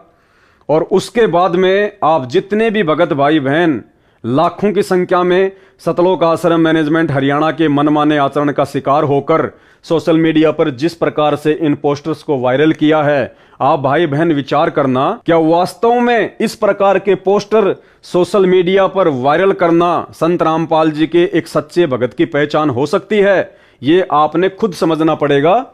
और समझाने के लिए परमेश्वर जी के ज्ञान आधार से ये दास केवल आपको बता सकता है, आपको ये दिखा सकता है जो बातें यहां पे परमेश्वर जी के द्वारा इस पुस्तक में लिखी गई हैं। मानना ना मानना, स्वीकार करना ना करना, ये आप भगत भाई बहनों के अपने बुद्धि विवेक पर निर्भर करता है। तो भाई और बहनों, ये पुस्तक है परमपिता परमेश्वर सतगुरु रामपाल जी भगवान के द्वारा लिखित आध्यात्मिक ज्ञान गंगा।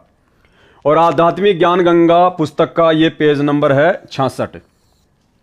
और इस पर सतगुरु रामपाल जी भगवान ने एक भगत को किस प्रकार से भक्ति मार्ग पर रहना चाहिए, कितनी शांति और अधीनता के साथ में रहना चाहिए, और कैसे हमने दूसरे लोगों के साथ वाद विवाद करने से बचना चाहिए ताकि हम अपनी भक्ति को सफल करें और काल की किसी भी चाल में ना फंस सकें। तो उसके बाद आप जी खुद विचार करना कि जो कुक्रम, जो मनमाना आचरण मीडिया चैनल वालों के खिलाफ सतगुरु रामपाल जी परमेश्वर जी का नाम बताकर उन बड़े बड़े समझे जाने वाले भक्तों के द्वारा सतलोक आश्रम मैनेजमेंट हरियाणा के द्वारा आप लाखों की संगत से करवाया गया है, वो कहां तक उचित है और कहां तक अनुचित है। तो ये पुस्तक आध्यात्मिक ज्ञान गंगा पेज नंबर 66, इसमें गुरुदेव भगवान क्या कह रहे हैं? हम एक कुल मालिक की संतान हैं। ये किसके लिए कहा परमात्मा ने? इस 21 ब्रह्मांड में जितने भी जीव हैं, चाहे वो पशु पक्षी हों या चाहे मानव शरीरधारी आप और हमारे जैसे स्त्री पुरुष हों, सबके लिए गुरुदेव क्या कह रहे हैं? हम एक कुल मालिक की संतान हैं। यानी वो मीडिया वाले भी परमात्मा की संतान हैं, गुरुदेव भगवान के ही बच्चे हैं। सत ज्ञान न होने से हिंदू मुसलमान के झगड़े, हिंदू सिख के झगड़े, मुसलमान ईसाई के झगड़े धर्म के श्रेष्ठता और अश्रेष्ठता के कारण हैं। परमेश्वर कह रहे हैं कि इस संसार में आप मानव शरीरधारी प्राणियों के जितने भी आपस के झगड़े, राग द्वेष, ईर्ष्या, मारपीट जो भी होती है ना, ये आपस में धर्म के नाम पे होती है, धार्मिक अज्ञानता के नाम पे होती है, काल की, शैतान की सूक्ष्म चाल के कारण होती है। हम एक कुल मालिक की संतान हैं। सतज्ञान ना होने से, यानी वास्तविक आध्यात्मिक ज्ञान ना होने से, जबकि आप और हमें तो गुरुदेव ने सतज्ञान दे दिया, वास्तविक आध्यात्मिक ज्ञान दे दिया। सतज्ञान ना होने से हिंदू मुसलमान के झगड़े, हिंदू सिख के झगड़े, मुसलमान ईसाई के झगड़े धर्म के श्रेष्ठता और अश्रेष्ठता के कारण है कि हमारा धर्म बढ़िया, हमारा धर्म बढ़िया। विश्व युद्ध में भी इतना रक्तपात नहीं हुआ होगा जितना धर्म के खतरे की आड़ में हो चुका है।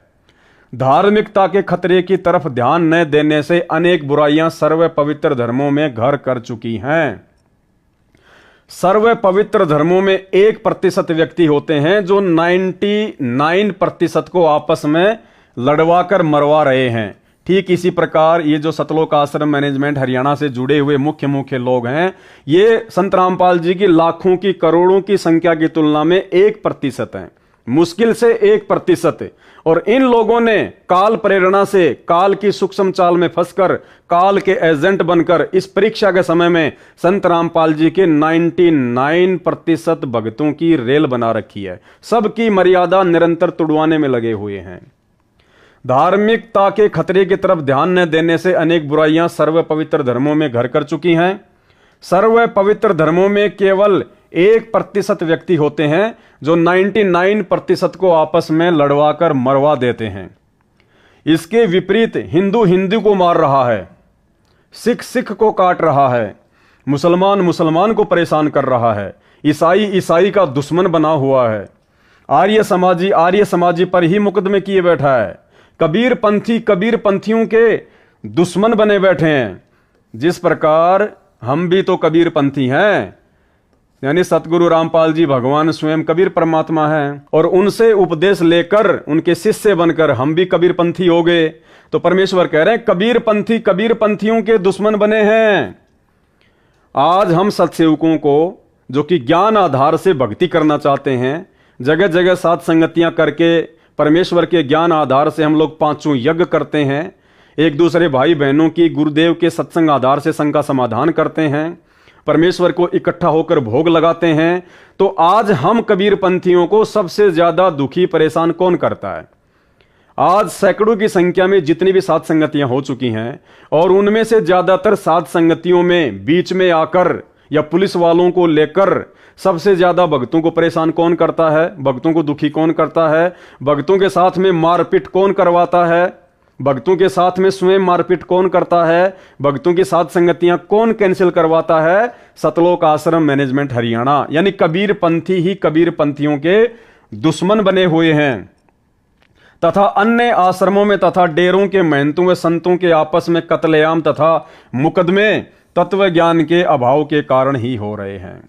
यानी गुरुदेव ने स्पष्ट कर दिया कि ये जितनी भी नादानियां जो हो रही हैं वर्तमान में भक्ति मार्ग में, ये सब आध्यात्मिक अज्ञानता के कारण हो रही है, सतज्ञान की कमी के कारण हो रही है। तो भाइयों और बहनों, अरे हमें तो सतज्ञान दे दिया गुरुदेव भगवान ने। अरे सतलोक आश्रमों से जुड़े हुए भाई बहनों, तुम्हें तो सतज्ञान मिल गया, सच्चा गुरु मिल गया, तत्व ज्ञान मिल गया। फिर तुम क्यों इस प्रकार से इन मीडिया चैनल वालों के खिलाफ ये भड़काऊ पोस्टर वगैरह डाल रहे हो? क्यों तुम उनसे माफी मंगवाने की जिद पे अड़े हुए हो? अगर वो सहज में माफी मांग लेंगे तो ठीक है, नहीं तो फिर तुम क्या करोगे?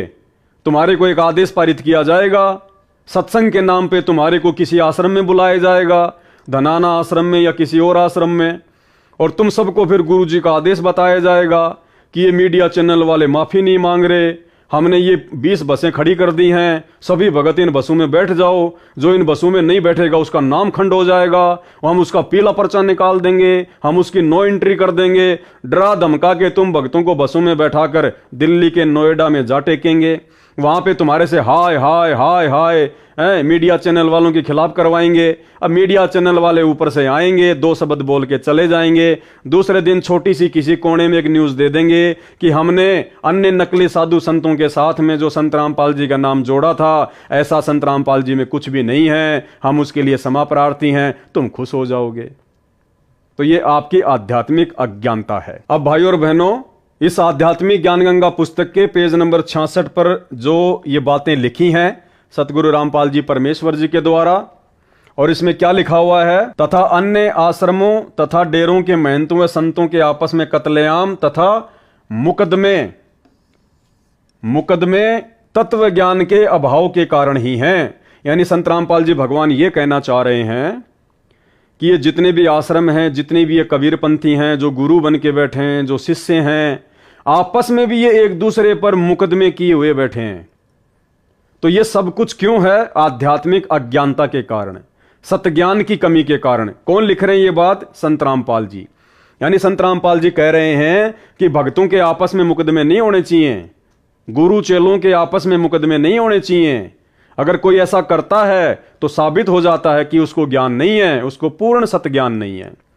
अब आपके मन में एक छोटी सी शंका आ सकती है कि यहां तो खुद गुरुजी किसी के ऊपर मुकदमे ना करने की सलाह दे रहे, तो फिर गुरुजी ने सन 2022 में पवन दास के ऊपर 420 का मुकदमा क्यों करवाया? जिस मुकदमे में पवनदास हिसार जेल में 3.5 महीने जेल काट के आया था, तो गुरुजी ने फिर पवनदास के ऊपर मुकदमा क्यों करवाया? क्योंकि यहां तो गुरुजी मुकदमे करने की बात को खारिज कर रहे हैं कि आपस में मुकदमे नहीं करने चाहिए, अगर कोई मुकदमा करता है तो उसको ज्ञान नहीं है। जबकि हमारे गुरुजी तो पूर्ण ज्ञानी है, तत्व ज्ञानी है। गीता जी अध्याय 4 श्लोक 34 के अनुसार वो तत्वदर्शी संत हैं जिनके बराबर विश्व में किसी को आध्यात्मिक ज्ञान नहीं है। फिर गुरुजी ने पवनदास के ऊपर 420 का मुकदमा क्यों किया? जबकि गुरुजी का रिकॉर्ड है, गुरुजी का इतिहास है। सन 1994 से गुरुजी ने ज्ञान देना शुरू किया है अपनी लीला अनुसार, और वर्तमान तक गुरुजी के साथ ना जाने कितने लोगों ने कितना बुरा बर्ताव किया। गुरुजी के साथ में लोगों ने बदसलूकियां की, गालियां निकाली। जबकि गुरुदेव ने हमें बताया कि एक बार वे हरियाणा के चिड़ी गांव में सत्संग करने के लिए गए हुए थे, पाठ करने के लिए गए हुए थे। तो जिनके घर पे पाठ था उनके रिश्तेदार इस बात से नाराज थे, वो खुश नहीं थे, वो गुरुजी के बारे में भला बुरा कहते थे। तो जब गुरुदेव वापस सत्संग करके जा रहे थे तो रास्ते में वो रिश्तेदार भी आ गए। उन्होंने गाड़ी खड़ी कर दी गुरुदेव की गाड़ी के आगे, ड्राइवर को भी नीचे उतारा, गुरुदेव को भी नीचे उतारा, और गुरुदेव को गालियां निकाली, भला बुरा कहा, जो कुछ कहना था उन्होंने कहा। और अंत में उन्होंने कहा कि कान पकड़ के माफी मांग कि आज के बाद में चिड़ी गांव में सत्संग करने नहीं आएगा। तो भाई और बहनों, ये तो लीलाधर है, लीलाधर। इस परमेश्वर की गति को तो ये काल भी नहीं जानता, ये भी धोखे में रहता है। उस लीलाधर ने, उस परमपिता परमेश्वर जी ने, समर्थ ने अपने ही उस बच्चे के आगे जो उनको पहचान नहीं पाया, और कान पकड़कर गुरुदेव भगवान ने माफी मांगी कि भाई आज के बाद हम थारे चिड़ी गांव में नहीं आएंगे। उसके बाद उन्होंने गुरुदेव को जाने दिया। अगर ये परमात्मा चाहे, भाई और बहनों, हम नित्य नियम में पढ़ते हैं, गरीब ऐसा सतगुरु हम मिल्या, बेपरवाह अबंद, परम हंस पूर्ण पुरुष, रोम रोम रविचंद। और जाके अर्ध रूम पर, अर्ध रूम यानी आधा बाल, जाके अर्ध रूम पर शकल पसारा, ये किस ब्रह्मांड, अक्षर पुरुष के 7 शंख ब्रह्मांड, सतलोक ऊपर के 3 लोक। कहते हैं उस आदि पुरुष परमपिता परमेश्वर सतगुरु रामपाल जी भगवान, जिनका वैदिक नाम है कबीर देव, कहते हैं उनके आधे बाल के बराबर भी ये सकल सृष्टि पूरी कायनात नहीं है। इतने समर्थ हैं हमारे गुरुदेव भगवान सतगुरु रामपाल जी परमेश्वर जी। अगर वो परमात्मा फूंक मार दे, 21 ब्रह्मांड उड़ के ना जाने कहां चले जाएं। लेकिन ये लीलाधर ऐसी लीला करता है, इसीलिए नानक जी ने इनको ठगवाड़ा कहा है। इसीलिए वेदों में इस कबीर देव भगवान को तस्करा कहा है। तस्करा यानी आंखों में धूल जोक कर अपना काम करने वाला। काल को भी यकीन नहीं है कि वो परमात्मा इस गंदे लोक में आके इस प्रकार से एक आम व्यक्ति, आम संत की तरह भूमिका करके अपने मिशन को पूरा करता होगा।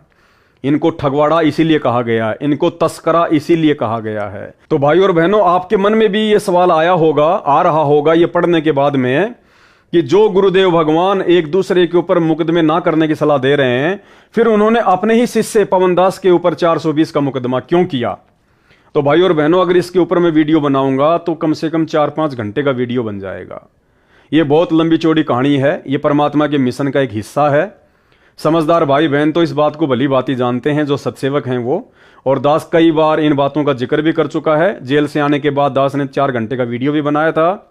ये बहुत लंबा चौड़ा विषय है, ये परमेश्वर की लीला का एक हिस्सा है। समझदार तो इसको समझ चुके हैं, और ना समझों को समझाएंगे तो वो समझ नहीं पाएंगे। तो इस मैटर को हम छोड़ देते हैं। इससे हमने केवल यही निष्कर्ष निकालना है कि परमेश्वर जी जो इतनी सारी बातें इसमें लिख रहे हैं और कह रहे हैं कि धार्मिक लोगों में आपस में लड़ाई झगड़े का मुख्य कारण है सतज्ञान की कमी। सतज्ञान की कमी के चलते आपस में एक दूसरे पर मुकदमे, राग द्वेष, मान बढ़ाई, इन सब में फंसे हुए हैं। तो भाई और बहनों, कैसे वो परमपिता परमेश्वर सतगुरु रामपाल जी भगवान, जिनके विषय में उनके ज्ञान से, उनके आशीर्वाद से हम 2 कोटि के जीवों को भी इस बात का पता चल चुका है कि वे निर्विकार परमात्मा है, उनके ऊपर कोई दाग नहीं लग सकता, वो बेदाग परमेश्वर है। फिर वो परमात्मा कैसे हम भक्तों को ये आदेश देंगे कि बच्चों, ये जो मीडिया वालों ने इस प्रकार से मेरे खिलाफ झूठ फैलाई है, तुम इसका जमकर विरोध करो, उन मीडिया वालों को माफी मांगने के लिए मजबूर करो। अरे भाई, इस प्रकार की झूठी खबरें तो सन 1994 से ये मीडिया वाले, देश दुनिया वाले गुरुदेव के खिलाफ ना जाने क्या क्या बकते रहते हैं, क्या क्या फैलाते रहे हैं। आज से पहले तो गुरुदेव ने कभी आदेश नहीं दिया, कभी नहीं कहा परमात्मा ने अपने बच्चों को कि तुम उनके साथ में जाके उनसे माफी मंगवाओ। ये भक्तों के लक्षण थोड़ी होते हैं, ये तो जबरदस्ती वाला काम हो गया, ये तो ईंट का जवाब पत्थर से देना हो गया। तो ये शिक्षा हमारे गुरुदेव भगवान की नहीं है, सतगुरु रामपाल जी परमेश्वर जी की नहीं है। यह आध्यात्मिक ज्ञान गंगा पुस्तक का पेज नंबर 66 इस बात को भली भांति दर्शाता है। ये आप और हमारे जैसे सतलोक आश्रमों से जुड़े हुए उन चंद कोऑर्डिनेटरों का, गुरुदेव के कलयुगी परिवार वालों का, उन लोगों का मनमाना आचरण है जो संगत के ऊपर थोपा गया है। तो आप लोगों ने क्या करना है, क्या नहीं करना है, भाई और बहनों, आप स्वयं इस बात का निर्णय करें। अब आगे देखिएगा, आपको एक प्रमाण और देते हैं, इससे भी यह साबित होगा, आप भली भांति समझ जाएंगे कि जिस प्रकार से सोशल मीडिया पर सतलोक आश्रम मैनेजमेंट हरियाणा के द्वारा न्यूज चैनलों के खिलाफ माफी मंगवाने के पोस्टर वायरल करवाए गए हैं कि इन्होंने हमारे गुरुदेव के खिलाफ इस प्रकार से झूठी खबरें क्यों फैलाई। हम भक्तों को इकट्ठा करेंगे, आंदोलन करेंगे और हम मीडिया वालों से माफी मंगवा के रहेंगे। अब भाई और बहनों, क्या भक्तों ने ऐसा करना चाहिए? क्या भक्ति मार्ग में ये उचित है? क्या इस प्रकार के कुक्रम भक्तों की अज्ञानता को नहीं दर्शाते हैं? तो आपको ये सारी बातें सतगुरु रामपाल जी भगवान ने अपनी पुस्तकों में भली भांति लिख कर समझा रखी हैं। ये पुस्तक आपके सामने है, पुस्तक है मुक्ति बोध, मुक्ति बोध पुस्तक है और मुक्ति बोध पुस्तक का पेज नंबर है 171 पेज नंबर है मुक्ति बोध पुस्तक का, सतगुरु रामपाल जी के कर कमलों से लिखी गई है। इसमें गुरुदेव ने भगत के क्या लक्षण बताए, भगत को कैसे रहना चाहिए। यदि एक भगत के साथ में कोई जबरदस्ती करता है, कोई ना इंसाफी करता है, भगत का कोई मजाक उड़ाता है, भगत के खिलाफ कोई उल्टा सीधा बोलता है, तो भगत ने किस प्रकार से रिएक्शन करना चाहिए, भगत ने कैसा अपने आप को उसके सामने दर्शाना चाहिए। जबकि मीडिया वालों ने हम भक्तों के खिलाफ नहीं बोला, भगवान के खिलाफ बोला है। तो भगवान तो पाक होता है, पवित्र होता है, निष्पाप होता है, बेदाग होता है। तो उनके खिलाफ यदि कोई कुछ बोल रहा है, कोई कुछ लिख रहा है, तो हम तत्व ज्ञान प्राप्त भक्तों को दुख नहीं होना चाहिए। तो क्या बताया हमें परमेश्वर ने? ये भगत इब्राहिम सुल्तान की कथा के माध्यम से परमेश्वर हमें समझा रहे हैं। भगत तरवर अर्थात वृक्ष जैसे स्वभाव का होता है, यानी भगत का जो स्वभाव होता है वो पेड़ के जैसा होता है। कैसे? एक बार एक समुद्री जहाज में एक सेठ व्यापार के लिए जा रहा था, उसके साथ रास्ते में खाना बनाने वाले तथा मजाक मस्करा करके दिल बहलाने वालों की पार्टी भी थी। लंबा सफर था, महीना भर लगना था। मजाकिया व्यक्तियों को एक ऐसे व्यक्ति की आवश्यकता थी जिसके ऊपर सब मजाक की नकल झाड़ सके। यानी उस सेठ के साथ में उस जहाज में जो नाटक मंडली बैठी हुई थी सेठ का मनोरंजन करने के लिए, दिल बहलाने के लिए, तो उस नाटक मंडली को एक ऐसा व्यक्ति चाहिए था जिसको आधार बना के उस सेठ को खुश किया जा सके, मजाक किया जा सके उस व्यक्ति के ऊपर। खोज करने पर इब्राहिम को पाया, क्योंकि ये जो इब्राहिम सुल्तान था, परमात्मा ने बताया कि ये राज्य को त्याग कर और एक आम साधारण व्यक्ति की तरह अपना जीवन यापन करता था। तो जब उन्होंने खोजा ऐसे व्यक्ति को, नाटक मंडली वालों ने, तो खोज करने पर इब्राहिम को पाया और पकड़ कर ले गए। सोचा कि इस भिखारी को रोटियां चाहिए। वो तो उस परमात्मा की आत्मा को भिखारी समझ रहे थे, जबकि उनको पता नहीं था कि भैया ये तो बलक बुखारे का राज्य त्याग कर परमात्मा के लिए भटक रहा है। इसके पास तो ऐसा ठाठ बाट था, देवताओं के राजा इंद्र के पास भी नहीं था। लेकिन वो तो उसको भिखारी समझ रहे थे। सोचा कि इस भिखारी को रोटियां चाहिए, मिल जाएंगी। समुद्र में दूर जाने के पश्चात सेठ के लिए मनोरंजन का प्रोग्राम शुरू हुआ। इब्राहिम के ऊपर मजाक कर रहे थे, कह रहे थे कि एक इस इब्राहिम जैसा मूर्ख था, वह वृक्ष की उसी डाली पर बैठा था जिसे काट रहा था, गिरकर मर गया। हा हा करके हंसते थे, यानी उस इब्राहिम सुल्तान के ऊपर मजाक झाड़ रहे थे, उसको आधार बनाकर कि एक इसके जैसा मूर्ख था, वो जिस टहनी को काट रहा था उसी टहनी पर बैठा हुआ था, फिर नीचे गिर गया और फिर हा हा करके सारे हंसने लगे। पहले यही मनोरंजन के साधन होते थे, पहले कोई टीवी रेडियो आदि तो थे नहीं, ये फिल्में वगैरह तो बनती नहीं थी, तो इसी प्रकार से अपना वो टाइम पास किया करते थे। और हाँ हाँ करके हंसते थे। इस प्रकार बहुत देर तक ऐसी अभद्र टिप्पणियां करते रहे, यानी उस परमात्मा के भगत को लेकर इस प्रकार से वो मजाक करते रहे। अब देखना भाई और बहनों, उस इब्राहिम सुल्तान ने, जो पहले राजा था, 18 लाख घोड़े थे, हाथी थे, 16,000 रानियां थी, बलक बुखारे का बादशाह था, इंद्र भी शर्मा जाता था उसके ठाट बाट के आगे, शरीर में हट्टा कट्टा था। भाई और बहनों, उस भगत ने क्या रिएक्शन दिखाया जब उसके ऊपर लोग मजाक करने लगे, मजाक झाड़ने लगे, अभद्र टिप्पणियां करने लगे, जबकि राजा में तो कितना अहंकार होता है। और उस समय तो वो सत्ज्ञान भी नहीं दिया था परमात्मा ने, जो सत्ज्ञान आज आप और हमें दे दिया। उसके बावजूद इब्राहिम सुल्तान ने क्या रिएक्शन दिखाया? अपने गुरुदेव की शिक्षा पर चला, या वर्तमान में सतलोक आश्रम मैनेजमेंट हरियाणा और लाखों की संगत की तरह न्यूज चैनल वालों के खिलाफ ये मुहिम चलाई कि माफी मांगो, माफी मांगो, माफी मांगो। देखिएगा, हाँ हाँ करके हंसते थे। इस प्रकार बहुत देर तक ऐसी अभद्र टिप्पणियां करते रहे। इब्राहिम बहुत दुखी हुआ। अब दुखी क्यों हुआ इब्राहिम? क्योंकि उसकी भक्ति नहीं बन पा रही थी। इब्राहिम बहुत दुखी हुआ, सोचा कि महीनों का दुख हो गया, न भक्ति कर पाऊंगा, न चैन से रह पाऊंगा। इब्राहिम ने केवल इतना सोचा ही था। इब्राहिम ने कोई मान बढ़ाई में आकर, अहंकार में आकर कि मैं तो राजा था, तुम मेरे ऊपर ऐसी अभद्र टिप्पणियां कर रहे हो, तुम्हारी औकात कैसे हो गई? लड़ाई झगड़े के मूड में नहीं। इब्राहिम दुखी हुआ कि हे परमात्मा, ये महीने भर का समुद्र का सफर है और महीने भर तक इसी प्रकार से ये लोग मेरा मजाक बनाते रहेंगे, मैं भक्ति नहीं कर पाऊंगा। मजाक तो चाहे मेरा लाख बना लो, कोई दिक्कत नहीं है, भगतकार भगवान का तो इस गंदे लोक में मजाक बनता ही आया है, लेकिन मेरी भक्ति नहीं हो पाएगी, परमेश्वर आपकी समय पर आरती स्तुति नहीं हो पाएगी। इस बात को लेकर वो दुखी सा हुआ। इब्राहिम बहुत दुखी हुआ, सोचा कि महीनों का दुख हो गया, न भक्ति कर पाऊंगा, न चैन से रह पाऊंगा। उसी समय आकाशवाणी हुई परमात्मा की, सतगुरु रामपाल जी भगवान की, उस कबीर जी की, कि हे भगत इब्राहिम, यदि तू कहे तो इन मूर्खों को मार दूं। उसी समय परमेश्वर जी की आकाशवाणी हुई कबीर देव जी की, और इब्राहिम सुल्तान से क्या कहा कि हे इब्राहिम, अगर तू कहे तो इन मूर्खों को मार दूं सबको। यानी परमेश्वर ने उसके सामने एक ऑप्शन छोड़ दिया कि अगर तू कहे तो इसी समय इस जहाज को डुबो दूं और तुझे बचा लूं, इन सब मूर्खों को मौत के घाट उतार दूं, इन मूर्खों को मार दूं, जहाज को डुबो दूं और तुझे बचा लूं। ये तेरे को तंग करते हैं। ये आकाशवाणी सुनकर जहाज के सब व्यक्ति भयभीत हो गए। इब्राहिम ने कहा, अब क्या कहा भाई और बहनों? इब्राहिम सुल्तान ने क्या कहा? वो भगत, जो भगत राजा था, आज तुम लोग क्या हो? भिखारी हो, भिखारी दुनिया वालों की तुलना में। फिर भी तुम्हारे अंदर इतना अहंकार, इतना घमंड, इतनी अज्ञानता। इब्राहिम सुल्तान तो राजा था, और इतना बड़ा राजा, और ऊपर से राजा में कितना घमंड, कितना अहंकार होता है। लेकिन उस प्यारी आत्मा ने अपने घमंड और अहंकार को साइड में पटक दिया कि आधीनी के पास है पूर्ण ब्रह्म दयाल, मान बढ़ाई मारियो बेअदबी सिरकाल।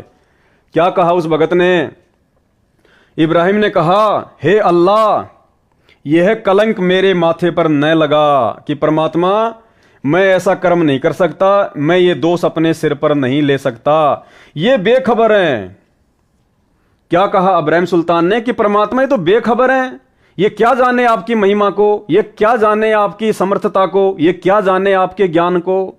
जबकि सतलोक आश्रम मैनेजमेंट हरियाणा और लाखों की संगत ने तो कहा कि माफी मांगो। मीडिया वालों से कह रहे हैं, न्यूज चैनल वालों से, सोशल मीडिया पर पोस्टर वायरल करके कि तुमने हमारे गुरुजी के खिलाफ ऐसा क्यों बोल दिया, नकली साधु संतों के साथ में क्यों जोड़ दिया, माफी मांगो, माफी मांगो। और इब्राहिम सुल्तान क्या कह रहा है? ये बेखबर हैं, इतने व्यक्तियों के मारने के स्थान पर मुझे ही मार दे या इनको सद्बुद्धि दे दे। उनको सद्बुद्धि देने की बात कही इब्राहिम सुल्तान ने, और तुम लोग मीडिया वालों से माफी मंगवा रहे हो। ये आपकी भक्ति करके अपने जीवन का कल्याण कराएं। जहाज मालिक सहित सब यात्रियों ने इब्राहिम से क्षमा याचना की, यानी उस इब्राहिम सुल्तान का ऐसा व्यवहार देखकर सभी लोगों ने और जहाज के मालिक ने इब्राहिम सुल्तान से माफी मांगी। और वर्तमान में तुम सतलोक आश्रम मैनेजमेंट हरियाणा से जुड़े हुए भाई बहन जिस प्रकार से एक मुहिम चला रहे हो टीवी न्यूज चैनल वालों से माफी मंगवाने की, तुम्हारी इस गंदी हरकत से, तुम्हारे इस अहंकार को देखकर, तुम्हारी इस मान बढ़ाई को देखकर क्या मीडिया वाले कभी परमात्मा के ज्ञान को सुनना पसंद करेंगे? क्या मीडिया वाले कभी तुम्हारे से बैठकर ज्ञान चर्चा करेंगे? अरे तुम भगत हो, अपनी साधुता दिखाते, सतलोक आश्रम से 5 व्यक्ति जाते, मीडिया चैनल वालों के जो सीनियर हैं उनसे बैठ के बात करते, उनको ज्ञान गंगा पुस्तक दे के आते, उनको गुरुदेव भगवान के विषय में उनको समझा के आते, और जो गलती उनसे हुई है प्यार और प्रेम के साथ में उनको बताते। निश्चित तौर पर उन पर असर होता, निश्चित तौर पर, और निकट भविष्य में कभी भी वो व्यक्ति ऐसी न्यूज नहीं चलाते। लेकिन तुमने क्या किया? कहते हो कि हम तत्वज्ञानी संत के भगत हैं, हमें ज्ञान है, हम सतलोक जाएंगे हैं, और काम कर रहे हो तुम ये सड़े गले, ये बदबूदार काम कर रहे हो तुम, मान बराई और अहंकार में तुम सड़ रहे हो। इसलिए तो गुरुजी अपने इन हिसार जेल से आने वाली ऑडियो में कह रहे हैं कि बच्चों तुम अहंकार में सड़ रहे हो, काल तुम्हारे सिर पे बैठा है, दुर्गति करेगा तुम्हारी दुर्गति। ये ऑडियो सुन लो पहले परमात्मा की। परमार्थ क्या है? स्वार्थ नहीं। वृद्ध अवस्था आएगी, अब भी 3-3 घंटे 4-4 घंटे खड़ा होकर परमात्मा की नौकरी कर रहा हूं, उसके बच्चों के। आँख खोल लो, 10 समझ थोड़ी सी भी बच्ची हो तो काल ने फूक दिया कति दिमाग तुम्हारे। तो भाई अगर भक्ति करनी है, भगवान को प्रसन्न करना है, तो इब्राहिम सुल्तान जैसा बनना पड़ेगा, उससे भी कई गुना ऊपर उठ के आधीन और विनम्र बनना पड़ेगा। ये मोटी मोटी पुस्तकें, ये लेख, ये सतगुरु रामपाल जी भगवान ने कोई मनोरंजन के लिए नहीं लिखे, टाइम पास के लिए नहीं लिखे, हम भक्तों के लिए लिखे कि हमने कैसा होना चाहिए, भक्ति में आने के बाद हमारा आचार विचार व्यवहार कैसा होना चाहिए, दूसरे ज्ञानहीन लोगों के प्रति हमारी सोच कैसी होनी चाहिए। तो इब्राहिम सुल्तान ने कहा, जब परमेश्वर ने आकाशवाणी की कि इब्राहिम अगर तू कहे तो मैं इन सबको मार दूं, जहाज को डुबो दूं, उसी समय आकाशवाणी हुई कि हे भगत इब्राहिम, यदि तू कहे तो इन सब मूर्खों को मार दूं, जहाज को डुबो दूं, तुझे बचा लूं, ये तेरे को तंग करते हैं। यह आकाशवाणी सुनकर जहाज के सब व्यक्ति भयभीत हो गए। इब्राहिम ने कहा, हे अल्लाह, यह कलंक मेरे माथे पर न लगा, ये बेखबर हैं, इतने व्यक्तियों के मारने के स्थान पर मुझे ही मार दे या इनको सद्बुद्धि दे दो, ये आपकी भक्ति करके अपने जीवन का कल्याण कराएं। जहाज मालिक सहित सब यात्रियों ने इब्राहिम से क्षमा याचना की। क्यों? भगत के विचारों को देखकर। जब भगत ने कहा कि इनके स्थान पर मुझे मार दे, जबकि वो लोग भगत को दुखी कर रहे थे, फिर भी भगत ने उनको दुखी नहीं करना चाहा, तो वो परमेश्वर की वाणी पे चलता था कि जो तोकू काटा बोवे वाको बोतू फूल। और जब वो इब्राहिम सुल्तान परमात्मा की वाणी पे टिका रहा तो परमेश्वर ने आकाशवाणी करनी पड़ी, और जो लोग उसके ऊपर मजाक झाड़ रहे थे उन लोगों ने भी अपनी गलती का एहसास करते हुए इब्राहिम से माफी मांगी और बाद में परमेश्वर जी से नाम उपदेश भी लिया। यह आपकी भक्ति करके अपने जीवन का कल्याण कराएं। जहाज मालिक सहित सब यात्रियों ने इब्राहिम से क्षमा याचना की तथा परमात्मा का ज्ञान सुना। अब तुम्हारा ज्ञान कौन सुनेगा भाई? तुम्हारा आचरण, तुम्हारा व्यवहार, तुम्हारा लक्षण भगत जैसा है ही नहीं। तुम तो उल्टा अहंकार में सड़ रहे हो, मीडिया वालों से माफी मंगवाने की जिद पे अड़े हुए हो, इस प्रकार के पोस्टर सरेआम तुम सोशल मीडिया पर वायरल कर रहे हो। देश दुनिया को क्या संदेशा दे रहे हो तुम? जहाज मालिक सहित सब यात्रियों ने इब्राहिम से क्षमा याचना की तथा परमात्मा का ज्ञान सुना, आदर के साथ अपने साथ रखा। उसके बाद इब्राहिम सुल्तान को आदर के साथ अपने साथ में रखा। भक्ति करने के लिए जहाज में भिन्न स्थान दे दिया। देखो, जो व्यक्ति परमात्मा की वाणियों पर चलता है, परमात्मा ये संकेत कर रहे हैं कि परमात्मा फिर उसके लिए सारी व्यवस्था भी करवा देता है। देखो, इब्राहिम सुल्तान को गालियां भी सुननी पड़ी। इब्राहिम सुल्तान के ऊपर वो लोग जो है गंदी गंदी अभद्र टिप्पणियां भी कर रहे थे, उसको भक्ति भी ढंग से नहीं करने दे रहे थे, लेकिन वो शांत रहा। वो परमेश्वर के वचन पर चला, अपने गुरु की आज्ञा में चला कि जो तोको काटा बोवे वाको बोतू फूल, तो ये फूल के फूल हैं, वाको हैं त्रिशूल। आप नित्यनेम में भी पढ़ते हो, अपने नित्यनेम के अंदर आपको बहुत कुछ विज्ञान है। विज्ञान माने तत्व ज्ञान है, विशेष ज्ञान है। और इस ज्ञान को आप केवल एक रूटीन में पढ़ लेते हो कि हमने ये एक पढ़ना है, प्रतिदिन नित्यनेम करना ही करना है। लेकिन एक व्यवस्था बनाकर नहीं इसको प्रतिदिन करना चाहिए। जितनी देर भी इसको सुनो, किसी भी पार्ट को, इसके नित्यनेम का जितना भी बुद्धि मन निश्चल होते रहा आपका, तो ये विचार करे कि इसमें क्या बोला है मालिक ने अपनी वाणी में, क्या आदेश है तेरे लिए। क्योंकि आप पौन घंटा नित्यनेम करते हो, इसमें ज़्यादा से ज़्यादा आपका मन 20% इस नित्यनेम के अंदर आप 20% ही सुन पाते हो। उस 20% को भी यदि आप विचार करो डेली कि इसमें क्या आदेश है मालिक का, और फिर अपने जीवन को सारा दिन, उस दिन को ऐसे ही सुचारू रखो। क्योंकि आपको घर से निकलने से पहले ये पढ़ा इसलिए जाता है कि आपके साथ रास्ते में कोई निकम्मा भी टकराओगा, कोई गाली देने वाला भी मिलेगा, कोई बुंडा भी बोलेगा, कितना कोई आंट भी लावेगा। तो उनके साथ आपने कैसे व्यवहार करना है। आवत गाली एक है, उल्टा हो अनेक, और कह कबीर ना उलटी हुआ रहे एक की एक। इसको पढ़ना नहीं है। मान ले कोई बुंडा बोला है, गलत बोलता है, गाली देता है, तो उसने तो कर दिया यूँ काम, और आप भी उल्टा दोगे तो फिर 4 और देगा कि वो तो पूरे मूड में है, वो तो फुल मूड में है लड़ाई के में, और आप भी आगे से उल्टी बोल पड़ोगे तो वो तो 4 बैठा है। जब बसात क्या उनका मुकदमा रोज कर ले चाहे दिन में। तो कहते परमात्मा आवत गाड़ी एक है, उल्टा हो अनेक, और कहे कबीर ना उलटियो रहे एक का एक।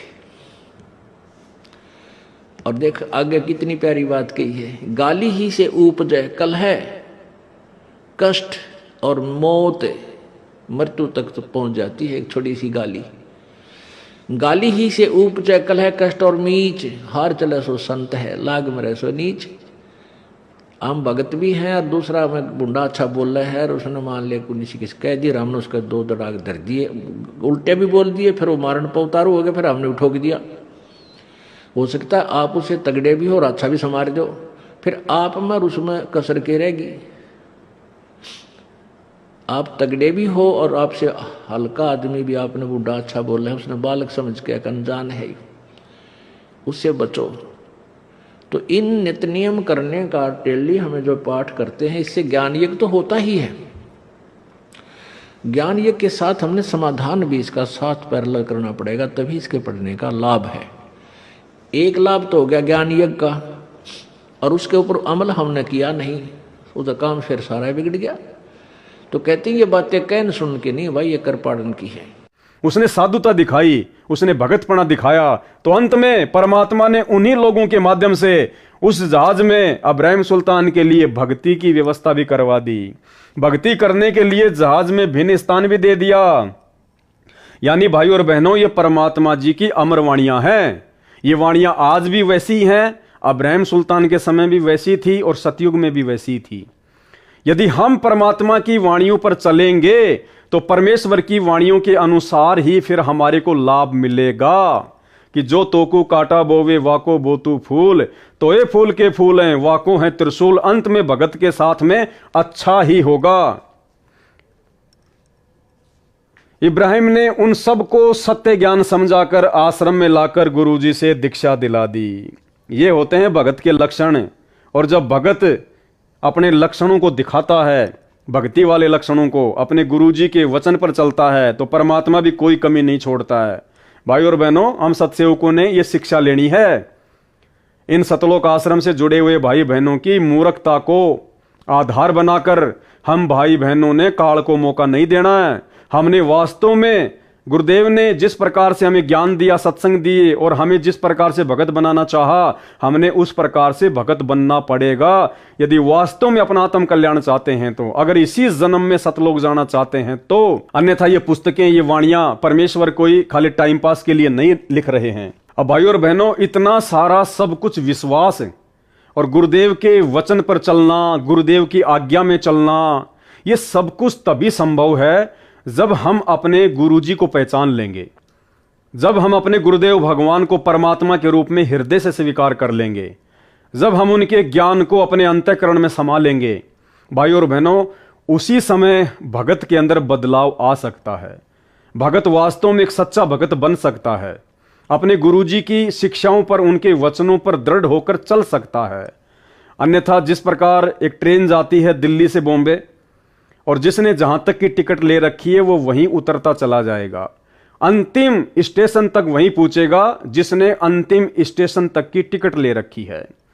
तो गुरुदेव के वचनों पर अंत समय तक वही भगत टिक कर रह सकता है जिस भगत ने गुरुदेव की वास्तविक परमात्मा वाली स्थिति को पहचान लिया होगा।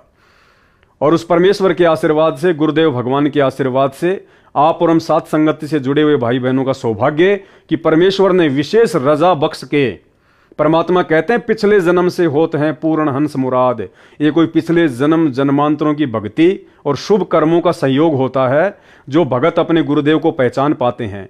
अन्यथा ये लाखों की भीड़ सतलोक आश्रमों से जुड़ी हुई, ये किस प्रकार से सोशल मीडिया पर आए दिन अपने कुकर्मों को दुनिया के सामने प्रदर्शित करती रहती है, आप और हमसे कुछ भी छुपा हुआ नहीं है।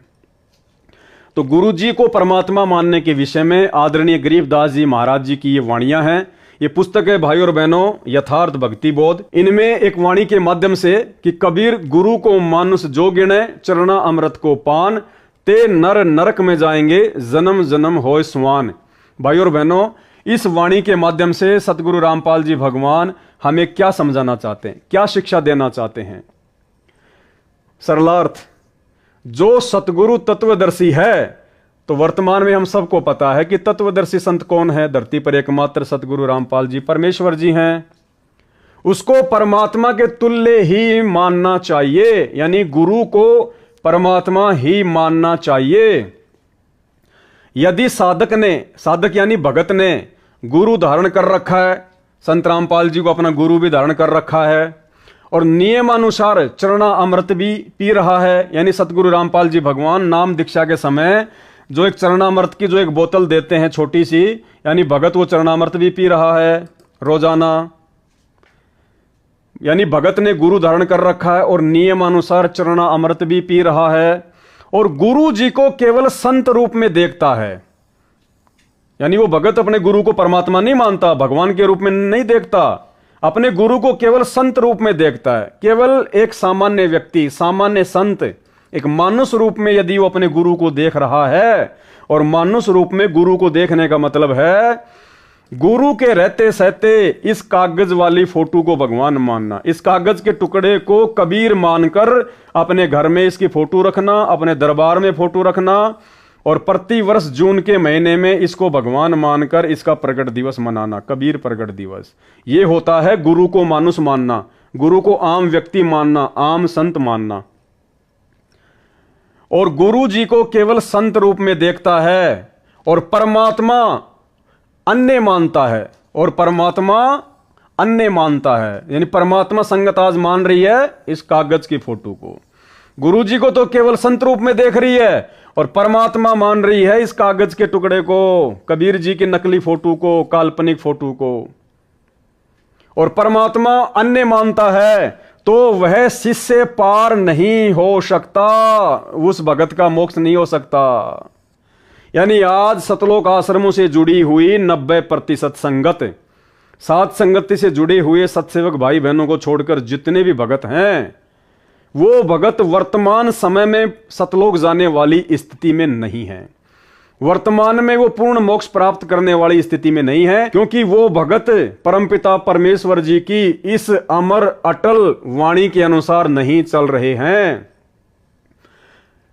कबीर गुरु को मानुष जो गिणे कर चरणा अमृत को पान, ते नर नरक में जाएंगे जन्म जन्म होए श्वान। जो सतगुरु तत्वदर्शी है, यानी हम तत्वदर्शी संत के शिष्य हैं, उसको परमात्मा के तुल्य ही मानना चाहिए। यदि भगत ने गुरु धारण कर रखा है, बिल्कुल गुरु धारण कर लिया और नियमानुसार चरणामृत भी पी रहे हैं, लोग सुबह सुबह संत रामपाल जी का चरणामृत भी पीते हैं, और गुरु जी को केवल संत रूप में देखता है और परमात्मा अन्य मानता है, यानी गुरु जी को केवल एक साधारण संत और परमात्मा मान रहे हैं इस कबीर जी की फोटो को, कागज के टुकड़े को, जो ना बोलता, ना चलता, ना देखता, ना हिलता, ना डुलता, ना आशीर्वाद देता, ना मंत्र देता, ना सत्संग सुनाता। तो वह शिष्य, यानी ऐसी गलती करने वाला वह शिष्य, वह भगत, तो वह शिष्य पार नहीं हो सकता, उसका मोक्ष नहीं हो सकता। अर्थात जिन जिन भगत भाई बहनों के घरों में आज भी इस दाढ़ी मूछ वाले कबीर जी की ये काल्पनिक ये नकली फोटो रखी हुई है, जिन जिन के दरबार साहिब में ये फोटो रखी हुई है। जो व्यक्ति इस फोटो का सुबह शाम दोपहर दर्शन करते हैं, जो हर साल जून के महीने में इस कागज की फोटो का कबीर प्रकट दिवस मनाते हैं, वो व्यक्ति कभी भी पार नहीं हो सकता। पार नहीं हुआ तो स्वान यानी कुत्ते आदि के शरीर धारण करेगा। यानी सच्चे गुरु की शरण में आने के बाद भी, तत्वदर्शी संत की शरण में आने के बाद भी, जिस भगत ने भक्ति करते करते अपने गुरु को ही भगवान नहीं माना, परमात्मा नहीं माना, और गुरु के रहते सहते किसी और को भगवान मानता रहा, किसी और का प्रकट दिवस मनाता रहा, किसी और की फोटोओं को अपने घर में लगाता रहा, तो कहते हैं वो भगत भक्ति करते करते भी पार नहीं हो पाएगा। और पार नहीं हुआ तो फिर क्या बनेगा? स्वान, कुत्ता। गुरु और परमात्मा में कोई अंतर नहीं होता। जब तक दो समझ कर चाला है, कबीर साहब कहते हैं, वो कुत्ते की दुनिया में जागा। तो आज सतलोक आश्रमों से जुड़े हुए 90% भगत, सतगुरु रामपाल जी परमेश्वर जी का कलयुगी परिवार, उनके भाई बंधु रिश्तेदार, ये कोऑर्डिनेटर, सब के सब इसी को भगवान मानते हैं। जून के महीने में इसका प्रकट दिवस मनाते हैं। आश्रमों में इनकी बड़ी बड़ी फोटोएं लगी हुई हैं, यानी गुरु के रहते सहते कागज के टुकड़े को भगवान मान रहे हैं। तो सारे के सारे कुत्ते की योनि में जाने वाली भक्ति कर रहे हैं, कुत्ते की योनि में जाने वाली। ये मैं नहीं कह रहा, आपके गुरु सतगुरु रामपाल जी स्वयं कह रहे हैं। आपकी आंखों के सामने इस वाणी का सरलार्थ उन्हीं के द्वारा लिखित पुस्तक यथार्थ भक्ति बोध में लिखा हुआ, भाई जी पढ़ लेना। आगे फिर क्या बताया परमेश्वर जी ने? दूसरी वाणी, जस्ट इसके आगे वाली वाणी, इसी पुस्तक यथार्थ भक्ति बोध से, वाणी, गुरु मानुष कर जानते ते नर कहिए अंध, ओवे दुखी संसार में आ गए यम के फंद। सरलार्थ, जो साधक गुरु जी को सामान्य मनुष्य मानते हैं, सामान्य मनुष्य मानने का मतलब है नाम ले रखा है गुरु जी से और भगवान मान रहे हैं इस कागज के टुकड़े को, इसको कहते हैं सामान्य मनुष्य मानना। वे व्यक्ति अंधे, तत्व ज्ञान नेत्रहीन हैं, बिल्कुल मूर्ख हैं, मूढ़ हैं, नाम लेकर भी गधे हैं। उनको भक्ति का कोई लाभ नहीं मिलता, जिस कारण से इस संसार में भी दुखी रहेंगे तथा फिर यमराज के नरक का भी कष्ट भोगना पड़ेगा। मरने के बाद में, भक्ति करते करते भी मरने के बाद में नरक में जाना पड़ेगा। तो भाइयों और बहनों, क्यों आफत मोल ले रहे हो? सीधा सीधा परमात्मा धरती पर प्रकट है, समझाने में बताने में कोई कसर नहीं छोड़ रखी है, और तुम अपनी मूर्खता में इस कागज के टुकड़े को भगवान मान के पूज रहे हो, प्रकट दिवस मना रहे हो, बड़े बड़े पोस्टर लगा रखे हैं आश्रमों में। अरे भैया, गुरु जी का परिवार पार नहीं करेगा। गुरु जी के बेटा बेटी, ये कोऑर्डिनेटर तुम्हारी नैया पार नहीं लगाएंगे। इनकी खुद की नैया तो दलदल में धसी हुई है, दलदल में। ये सभी लोग आने वाले समय में रोएंगे, पछताएंगे और समय हाथ से निकल जाएगा। ये सभी लोग आने वाले समय में रोएंगे, पछताएंगे, लेकिन उस समय तक जब इनको ये बातें समझ में आएंगे ना, जो बातें वर्तमान में सत्सेवकों के आ चुकी हैं, ये बातें जब तक इनके समझ में आएंगी तब तक तो समय हाथ से निकल चुका होगा। और बाद में फिर परमात्मा कहते हैं कि अब पछताए क्या हो जब चिड़िया चुग गई खेत। अब भाइयों और बहनों, आज के इस वीडियो के अंत में आपको एक छोटी सी ऑडियो सुनाएंगे, जो कि सतगुरु रामपाल जी परमेश्वर जी ने अपने मुख कमल से बोली है। और ये कोई सामान्य ऑडियो नहीं है। वर्तमान में हिसार जेल से जो 1-1 घंटे के सत्संग आ रहे हैं, और हाल फिलहाल जो सबसे लेटेस्ट ऑडियो आई है, ऑडियो नंबर 44, विशेष संदेश नंबर 44। इस संदेश में परमात्मा ने बिल्कुल खुलकर कह दिया। क्या कह दिया? कि मैं कौन हूं, तुम्हारा गुरु कौन है, परमात्मा कौन है, कबीर कौन है। यानी जिन लोगों की आंखें बंद हैं, उनकी आंखें खोलने के लिए परमेश्वर ने संकेत किया, और जिनकी आंखें खुल चुकी हैं, उनके विश्वास को और अधिक दृढ़ बनाने के लिए परमात्मा ने संकेत किया। यानी सतलोक आश्रम मैनेजमेंट हरियाणा से जुड़े हुए 90% भाई बहनों की आंखें बंद हैं। तो इस ऑडियो के माध्यम से परमात्मा ने अपनी वास्तविक स्थिति को समझाते हुए उनकी तो आंखें खोलने का प्रयास किया है। और जो हम सत्सेवक भाई बहन परमेश्वर को परमेश्वर मान चुके हैं, गुरु को भगवान मान चुके हैं, परमात्मा ने हमारे विश्वास को और अधिक दृढ़ करने के लिए उस ऑडियो में संकेत किया है। और संकेत परमात्मा ने एक एग्जाम्पल दिया है, जैसे बच्चे बचपन में गेम खेला करते थे, छुपन छुपाई का, छुप जाया करते थे, फिर एक उनको ढूंढा करता था। क्यों, पहले कोई मोबाइल तो थे नहीं, वीडियो गेम तो थे नहीं, बच्चे ऐसे गेम खेला करते थे। तो जैसे बच्चे आपस में इकट्ठे होके और छुप जाया करते थे, और एक बच्चा फिर उनको ढूंढता था, और सबसे पहले जिसको ढूंढता था फिर अगली बार फिर वो ढूंढा करता था। तो ऐसे गेम खेला करते थे। तो एक आध बच्चे ऐसे होते थे, वो ऐसी जगह छुप जाया करते थे जो उनको ढूंढना बड़ा मुश्किल होता था। अब जिसका नंबर था ढूंढने का, वो आवाज लगाता फिर कि रे भाई, और तो मैंने सबको ढूंढ लिया, तू कहां छुपा हुआ है। तो फिर उधर से आवाज आती, वो छुपा हुआ बच्चा जो मिल नहीं रहा, वो बच्चा क्या आवाज लगाता, जैसा कि सतगुरु रामपाल जी भगवान ने इस ऑडियो में कहा है, ना मिलूं ना मिलूं, कूण में खड़ा हूं दरवाजे के पीछे और ना मिलूं। यानी वो बच्चा भोलेपन में अपना एड्रेस भी बता रहा है। क्या कह रहा है, कूण में खड़ा हूं दरवाजे के पीछे, कूण में यानी एक कोने में खड़ा हूं दरवाजे के पीछे, और ना मिलूं ना मिलूं, यानी वो बच्चा अपना एड्रेस भी बता रहा है कि कूण में खड़ा हूं दरवाजे के पीछे, और ना मिलूं ना मिलूं, नहीं मिलूंगा तेरे को। तो बताओ फिर मिलेगा नहीं क्या? जो बच्चा ये कह रहा है कि भाई मैं कूण में खड़ा हूं दरवाजे के पीछे और ना मिलूं तेरे को, नहीं मिलूं, तो क्या मिलेगा नहीं? अगर इसमें जरा भी बुद्धि होगी, अगर इसमें जरा भी कॉमन सेंस होगी, तो ये शब्द सुनकर इस बच्चे के द्वारा कि ना मिलूं ना मिलूं, कूण में खड़ा हूं दरवाजे के पीछे और ना मिलूं, जो अपना एड्रेस भी बता रहा है कि मैं कहां खड़ा हुआ हूं, तो ये बच्चा यदि होश में होगा तो ये बच्चा तुरंत संकेत को समझ जाएगा कि हां वो दरवाजे के पीछे कोने में खड़ा हुआ है, और तुरंत जाके उसको पकड़ लेगा। तो सतगुरु रामपाल जी परमेश्वर जी ने हर प्रकार से अपनी वास्तविक स्थिति को कि तुम्हारा गुरु संत रामपाल ही भगवान है, परमात्मा है, अनेक सत्संगों के माध्यम से, अनेक वाणियों के माध्यम से, अनेक प्रमाणों के माध्यम से आज वर्तमान में हम नादान संगत वालों को, हम उनके बच्चों को उन्होंने बिल्कुल जो है वो क्लियर कर दिया कि मैं ही परमात्मा हूं, मैं संत रामपाल ही भगवान हूं, मैं ही जो है वो कबीर हूं। और फिर बीच बीच में छुपा भी जाते हैं कि ना मिलूं ना मिलूं, क्या कहकर कि मेरे को तो उस परमात्मा ने भेजा है, मैं तो उस परमात्मा का दास हूं, मैं तो उस परमात्मा का प्रतिनिधि हूं।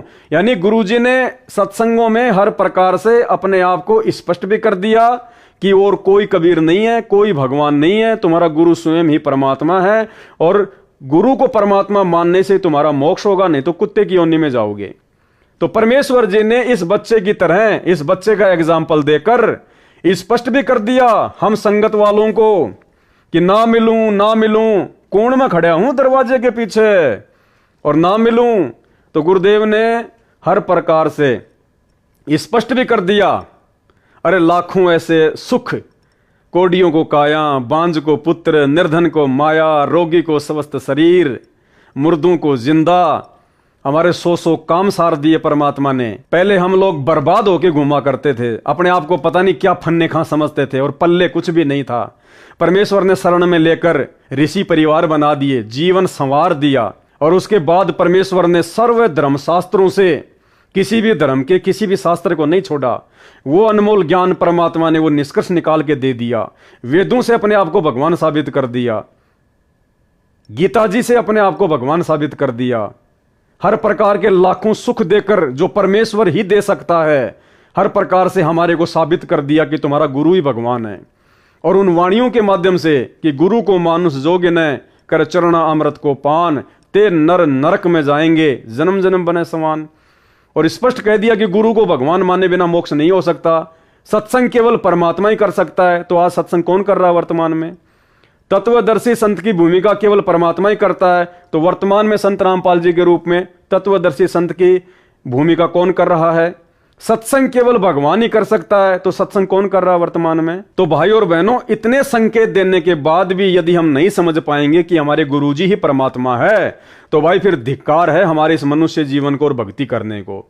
जिस प्रकार ये सारे बच्चे मिलके खेल रहे हैं और तो सब इनको मिल गए, एक बच्चा इनको मिल नहीं रहा, तो ये पुकार रहा कि भाई कहां है कहां है, और वो कह रहा है कि ना मिलूं ना मिलूं, कोण में खड़ा हूं दरवाजे के पीछे, ना मिलूं।